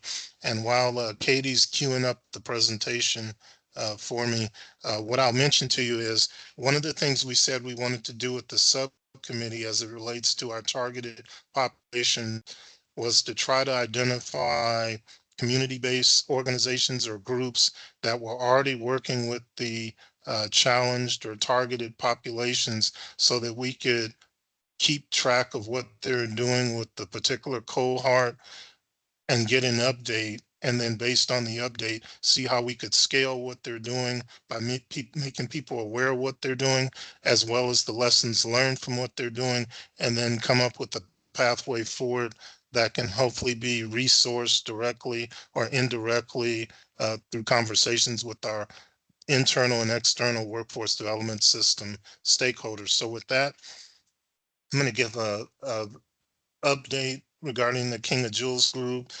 By what to refresh your memory, it's their advisors are Sean Torrey and Nick Matthews. They're the two co-founders for the group. In particular, the targeted population that they work with are African American males in the Southern Nevada region. But having said that, I know from looking at some of their videos that they'll open it up and be universal based on need, but in particular, that's the population that they've historically worked with in the Southern Nevada area. Next slide, please. So first of all, as it says, making a difference, by way of refresher, started in 2016. So I've been at it about 8 years now. Again, their mission is to engage, empower, and encourage Black and Brown youth to reach their full potential by giving them life skills, experiences, and then opportunities for growth. By they mentor, but beyond mentoring, they try to expose them to opportunities to network with their peers, as well as identify resources they can use for personal and professional development. And they do this by mentoring. They have an annual youth conference. They try to create partnerships that lead to internships. And then they also have some educational programs that not only target and engage the youth, but they engage the entire family as well. Uh, what I'd say in terms of results is they've impacted thousands of lives, as well as they've seen an significant increase in their enrollment because they are engaging the youth in an energetic, impactful manner. And so they are doing what they need to do. Next slide, please.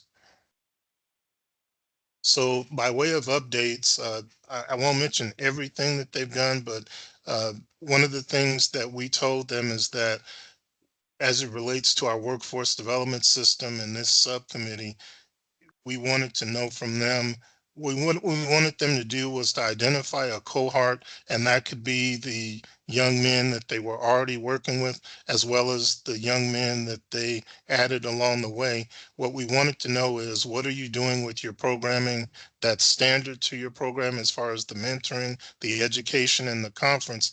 But then at the same time, we also talked to them about the need for workforce development and or entrepreneurship exposure, so that when it's all said and done, there'd be some place for the young people to go. And this is especially given the fact that we've already identified that 16 to 24 in communities of color for males is a challenged population. So again, we mentioned the fact that we were interested in being able to track a cohort and see how they did, not only in terms of their standard programming, but things that they could do in terms of workforce development or entrepreneurship exposure.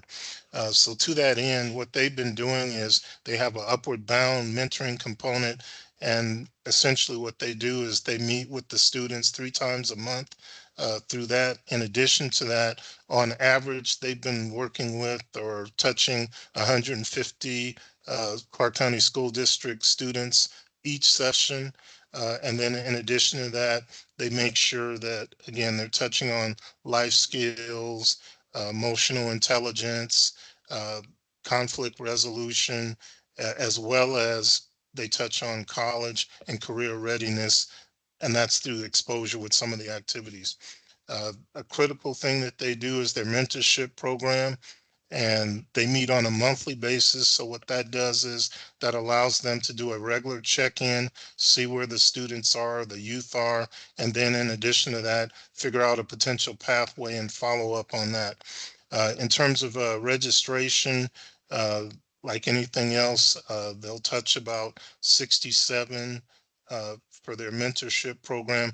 And then on average, they have from session to session about 25 students that show up. Last but certainly not least, as it relates to our workforce development system, they go on career exploration tours, uh, predominantly within our local business community, but they do expose them to some out of state options as well. So within the past year, they've done 12 of these career exploration tours.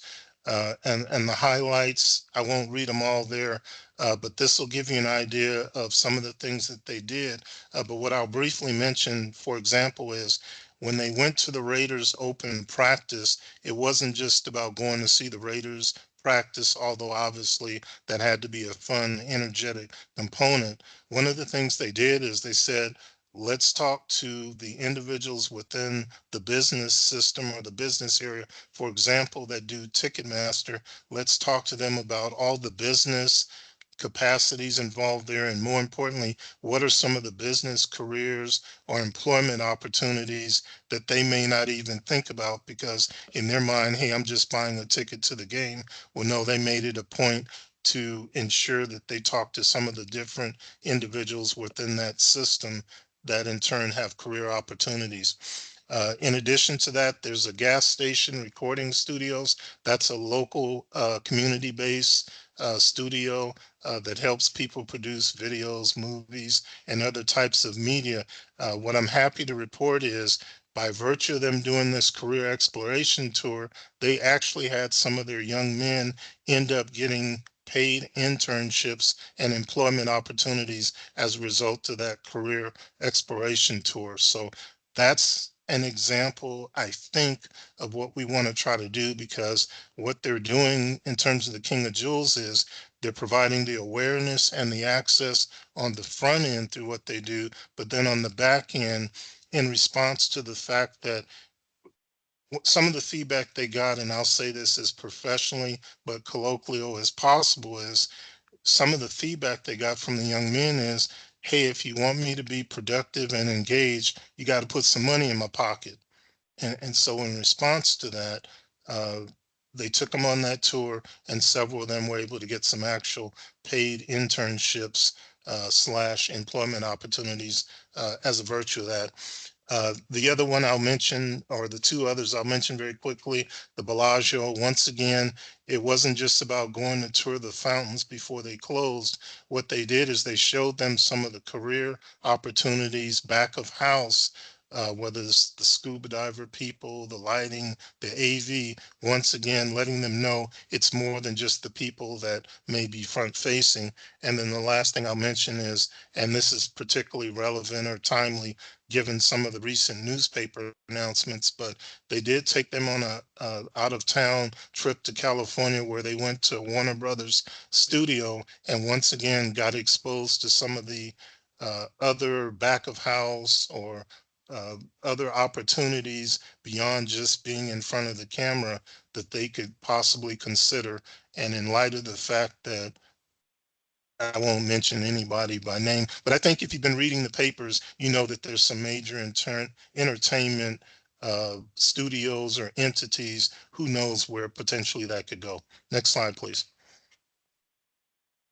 The other couple of things I'll mention very quickly is I talked about the fact that they do have an annual youth conference, and I'll have a video for that in a few minutes, so I won't spend too much time on that. But just know that they're touching the targeted audience, middle and high school age, young men of color. In addition to that, they've made it a point to engage the business community. I know that's something that we're interested in with our subcommittee, as well as the overall board and system, is engaging the business community. So they're doing that. And then finally, they're doing career exposure based on that.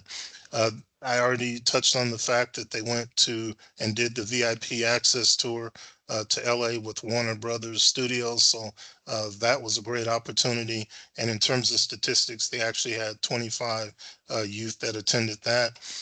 And so just to wrap up kind of the updates, but for point of emphasis, they actually had one youth that was hired by our community partner, and he's been working for over a year. And the great thing about this is, my understanding is this young man is a graduating senior. So that's outstanding, because before he even graduates from high school, the young man's in a position to be employed with no gap in a productive opportunity.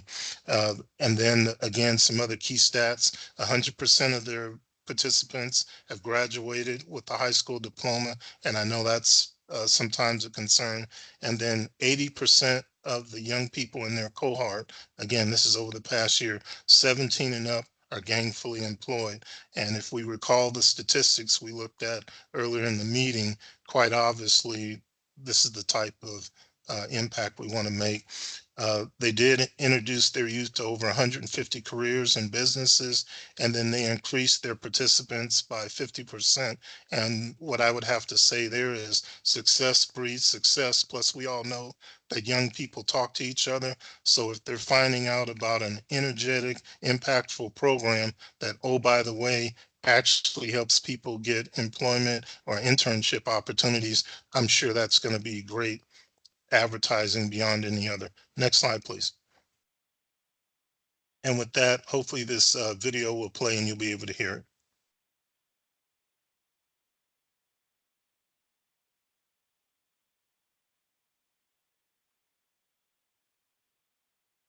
And bear with us. We did do a test run, but the tech gremlins may be messing with us.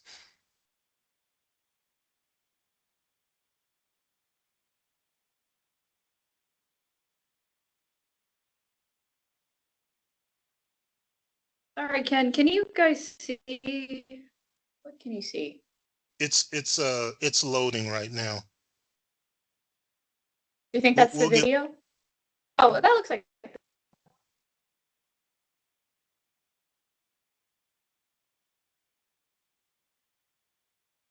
issues with this before. How about this? Okay, we'll try one more time, and if not, we'll move on. That's Have not working. volume.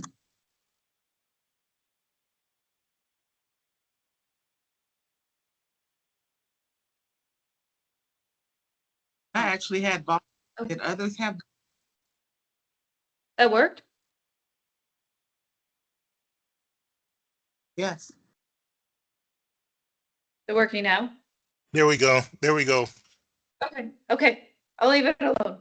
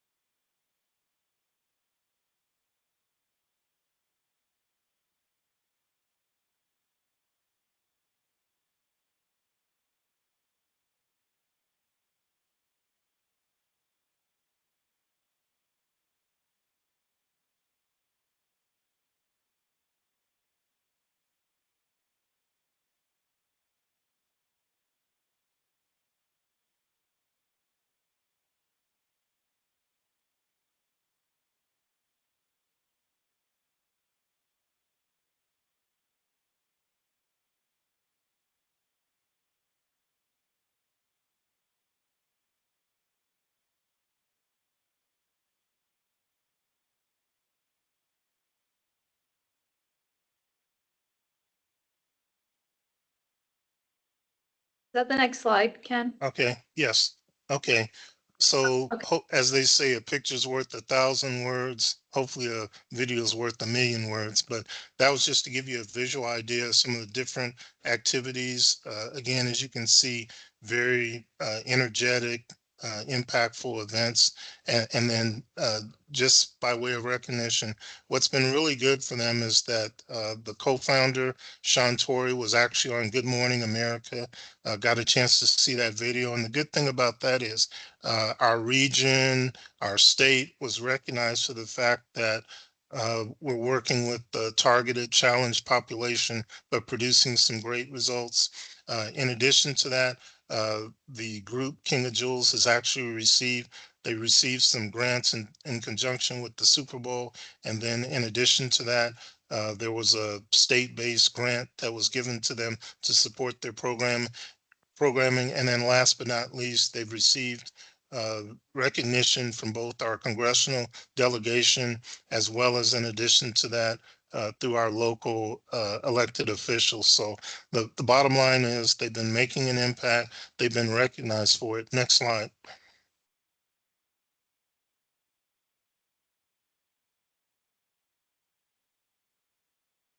And this will just give you more pictures here for some of the things that they did. Next slide, please.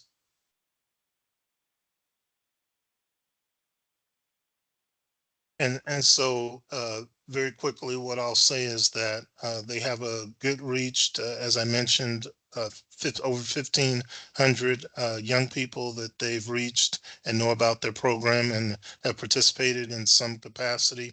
And then in addition to that, from a workforce development standpoint or career development standpoint, they've had connected with the business community and through those connections made 150 potential careers aware to their young people. And then last but not least, as I mentioned, they've had some of their young people actually get employment opportunities. One in particular, like I mentioned, a high school senior that'll be graduating already with an employment opportunity. Next slide and last slide, please.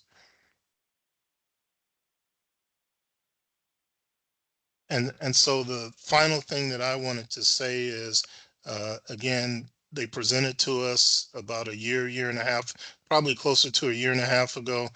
We asked them to consider doing some things with the cohort that were related to workforce development and entrepreneurship exposure. I think they more than met the mark. And so what I want to say on their behalf, hopefully appropriately so, is that as we move forward as a subcommittee, hopefully we can identify other community-based organizations or groups like the King of Jewels that are working with one of the three, if not more, targeted populations, and then figure out a way to support them directly or indirectly through cooperation and collaboration with our internal and external stakeholders within our system. So with that, I'll stop there and see if there are any questions at this point.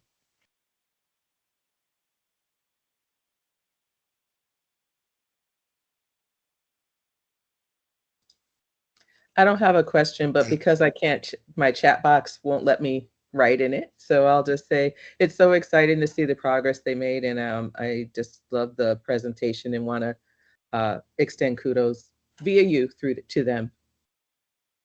Absolutely. And I'm sure they'll appreciate that. Thank you very much.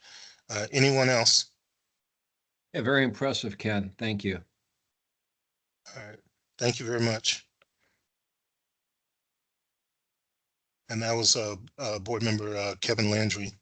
Sorry, saw I across. can't, I don't follow instructions. Kevin Landry for the Oh. record. All good, all good. They'll know, and I'm sure they'll see a recording. Plus, I'll pass it on as well.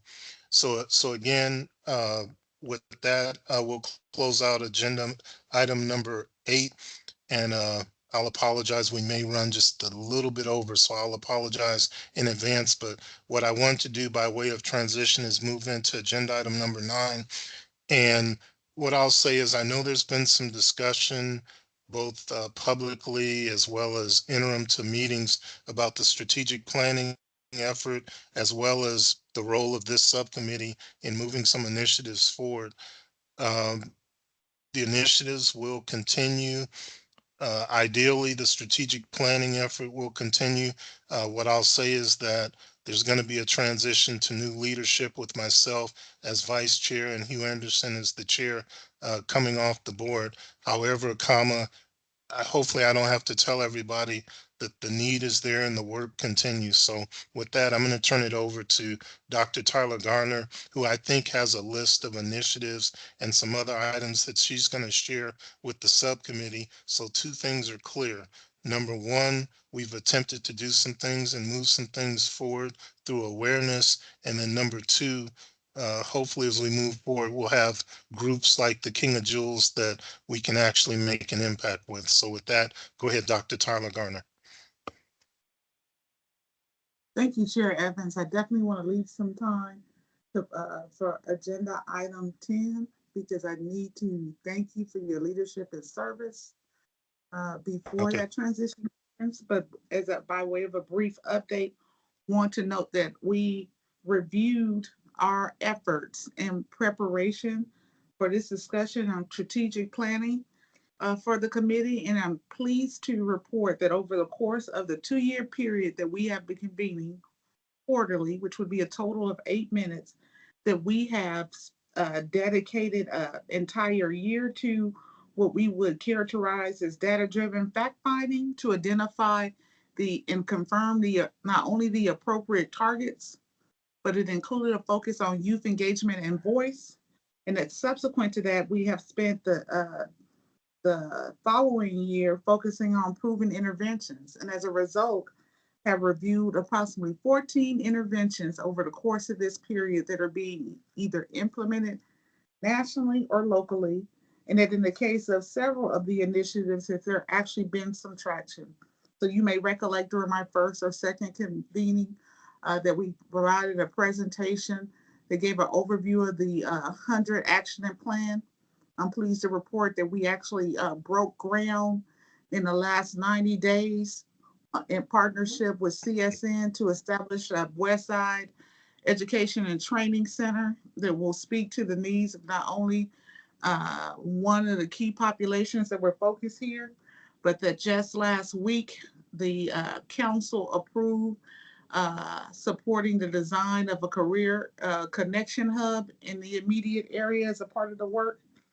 Also, that there was a presentation specifically on Marvel Manor and the rehab and investments there.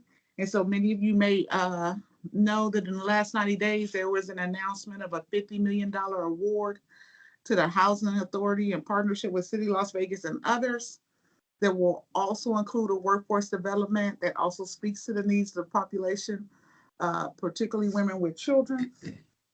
It's also important to note that not only have we had this phenomenal presentation on the King of Jewels, we've also reviewed the progress of projects like Project 354 as a part of this work here, as well as even pursued the next step of several other promising initiatives that we had presented to us, including the STARS initiative, where we applied to receive TA as a state as an investment, as well as you will hear routinely partnering with other entities to leverage grant resources, and have periodically reviewed the status of our key populations after confirming or affirming our target to see where they were situationally. And as a result of our conversation today, should be receiving by email also an opportunity to review to see if the needle has moved over the last 2 years that we're convening for each of those special populations.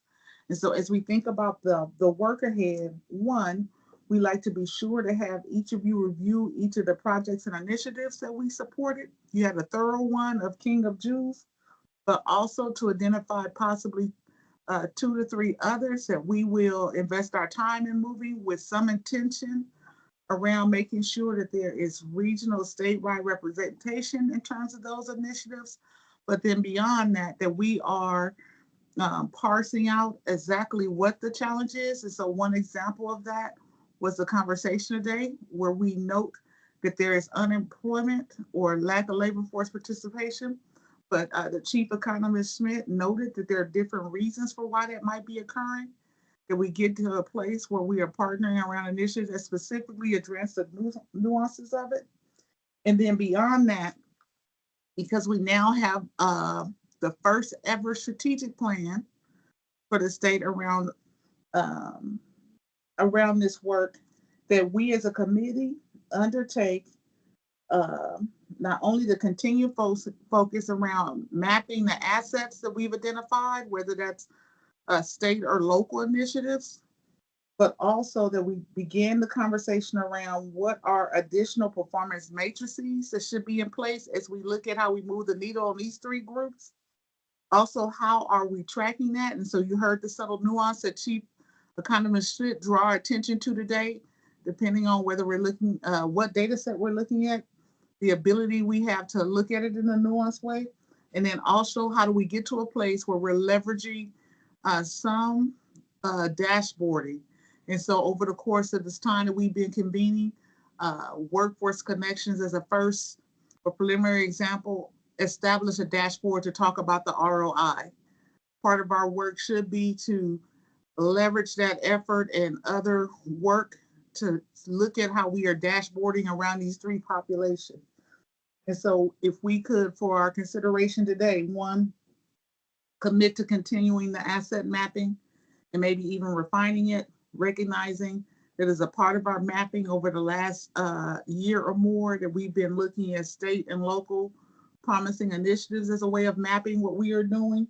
And that's across the state. We've heard during this time from every region some promising practice. So that's Clark, Washoe, and even our rurals. Also, that we have a discussion that we agendize around what matrices we might look at beyond our standard federal reporting measures specifically for these three populations.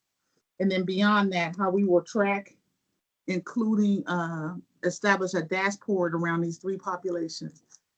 Chair Evans, any questions, thoughts, or comments around those priorities coming out of this work in support of strategic plan implementation and execution? No, I think you captured that well, Vice Chair Tyler Garner. And just for the record, Chair Evans here, what she's referring to is that the first strategic plan objective has to do with populations and the populations that we want to work with in terms of access, awareness, being professionally and culturally competent. So I think you hit it quite well. Again, what I would suggest, and actually I'll hold on to the next agenda item, but let me first find out any questions on what Dr. Tyler Garner or Vice Chair Tyler Garner just covered for agenda item number 9. Okay, hearing none, we'll move on to agenda item number 10 for discussion and information only. Once again, recognize Vice Chair Tyler Garner and myself to discuss the leadership transition as I term out from the full Governor's Workforce Development Board and conclude my chairmanship on this subcommittee, along with items for the next agenda, next steps, and concluding remarks. And very quickly, what I'll say is it's been a pleasure to serve and not just represent, but more importantly, work with all of you, try to be responsive to things you brought up on the full board, but beyond that on the subcommittee. And then as an example, try to identify groups like the King of Jewels that are frontline impact. But in addition to that, follow some of the things that Workforce Connections doing in the South and Nevada Works is doing in the North through their networks to work with our populations as well. So my hope, my way of transition is that we would focus on those three things that Dr. Tyler Garner mentioned.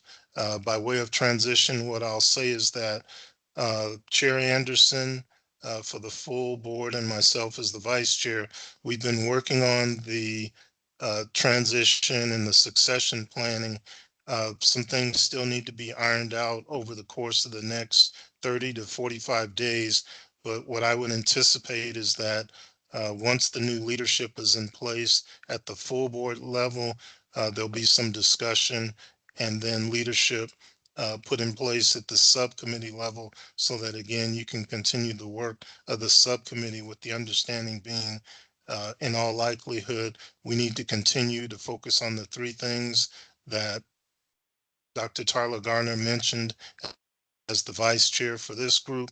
And then in addition to that, ideally keep the strategic plan objectives in mind as well. So with that, I'll stop talking and see if there are any questions or comments on that transition and agenda item number 10. I have a comment. I want to sincerely Go ahead. thank you for your unwavering, impeccable leadership on this board. Thank you for your commitment to progress, the impact you've had through your leadership and guidance, and the ways in which our system and priorities have been transformed under you and Hugh's tenure. That we would arrive at a place where we have the first ever strategic plan around the work that we, for more than 2 years now, have been able to look at acuity in the ways that the committee is exploring it, and even began addressing some of the systemic barriers like childcare, is unprecedented in terms of our workforce development effort across the state in these ways. And so my hat is off to you, and I want to sincerely thank you for allowing me to support your vision. But more importantly, I want to thank you for not just showing up to lead, but leading in ways that have real impact for the folks that are touched by this system. Thank you. Thank you very much. I appreciate that. Uh, and thank you, Mr. Yoder. Anyone else? Yeah, And Ken, don't it's feel been pressure. Kevin Landry for the record. It's been a pleasure working with you, and thank you for including me on this subcommittee. I've enjoyed it very much. Thank you, Mr. Landry. Anyone else? And there's no pressure. Go ahead, Dr. This is, Thompson Hilbert. Oh, go ahead. Actually, go ahead, Mr. Galt, then Dr. Thompson Hilbert. Go ahead, Mr. Galt. I was just going to say that I second all these comments. I've been on numerous boards, and the leadership on this group has been outstanding, and I think the dedication to the mission has just been a wonderful thing to see. Thank you. Thank you, Mr. Galt. Dr. Thompson Hilbert. You're muted. All good. I still do that too. Get used to where the different mics are on these platforms. I echo what everyone else says. Your leadership was fabulous, Chair Evans, and so gonna miss that. And I want to acknowledge Dr. Tyler Garner. I think together you guys formed a dynamic team and a great way to really get this subcommittee moving. I had a quick question, and that was, I believe the strategic plan is for the overall board.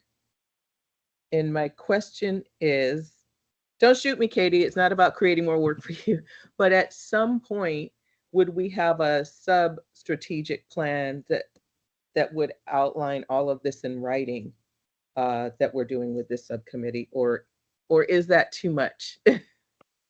This is Chair Evans for the record. I think it would be prudent. This kind of goes back to what Vice Chair Tyler Garner just outlined. I think it would be prudent to confirm and the tie between what this subcommittee and other subcommittees are doing and the overall board efforts, as well as beyond that, strategic plan implementation. I think that would be prudent. I won't identify who's going to do it just yet. That may be presumptions on me. I'll just identify that or confirm that's indeed something that should happen, because it helps keep our subcommittee focused and moving and impactful. And sustained, the Yep. sustainability. Mhm. Absolutely. But again, thank you both. Anyone else? Okay. All right. With that, we'll close out agenda item number 9. And I just want to say thank you all again very much. As someone once told me, I won't name them, are you really leading if you look behind you and there's no one there? And I'm happy to say that you've all been there and helped make an impact. So thank you very much. With that, we'll move very quickly to agenda item number 10. Members of the public are invited for final comments. Any public comments in Las Vegas, Katie? No, Mr. Chair. Anybody on the phone? Okay, anybody on the teams? Okay, with that, we'll close out agenda item number 10. And with that, hearing no further comments, once again, I apologize for taking you 14 minutes over. Hopefully I made up for it prior to today. But again, thank you all very, very much. We stand adjourned, and thank you on behalf of everyone. Thank you, Ken. Thank you, Ken. Great job. Thanks. Thanks, Jerry. Thanks, everyone. Thank you. Thanks, Katie. Really appreciate you.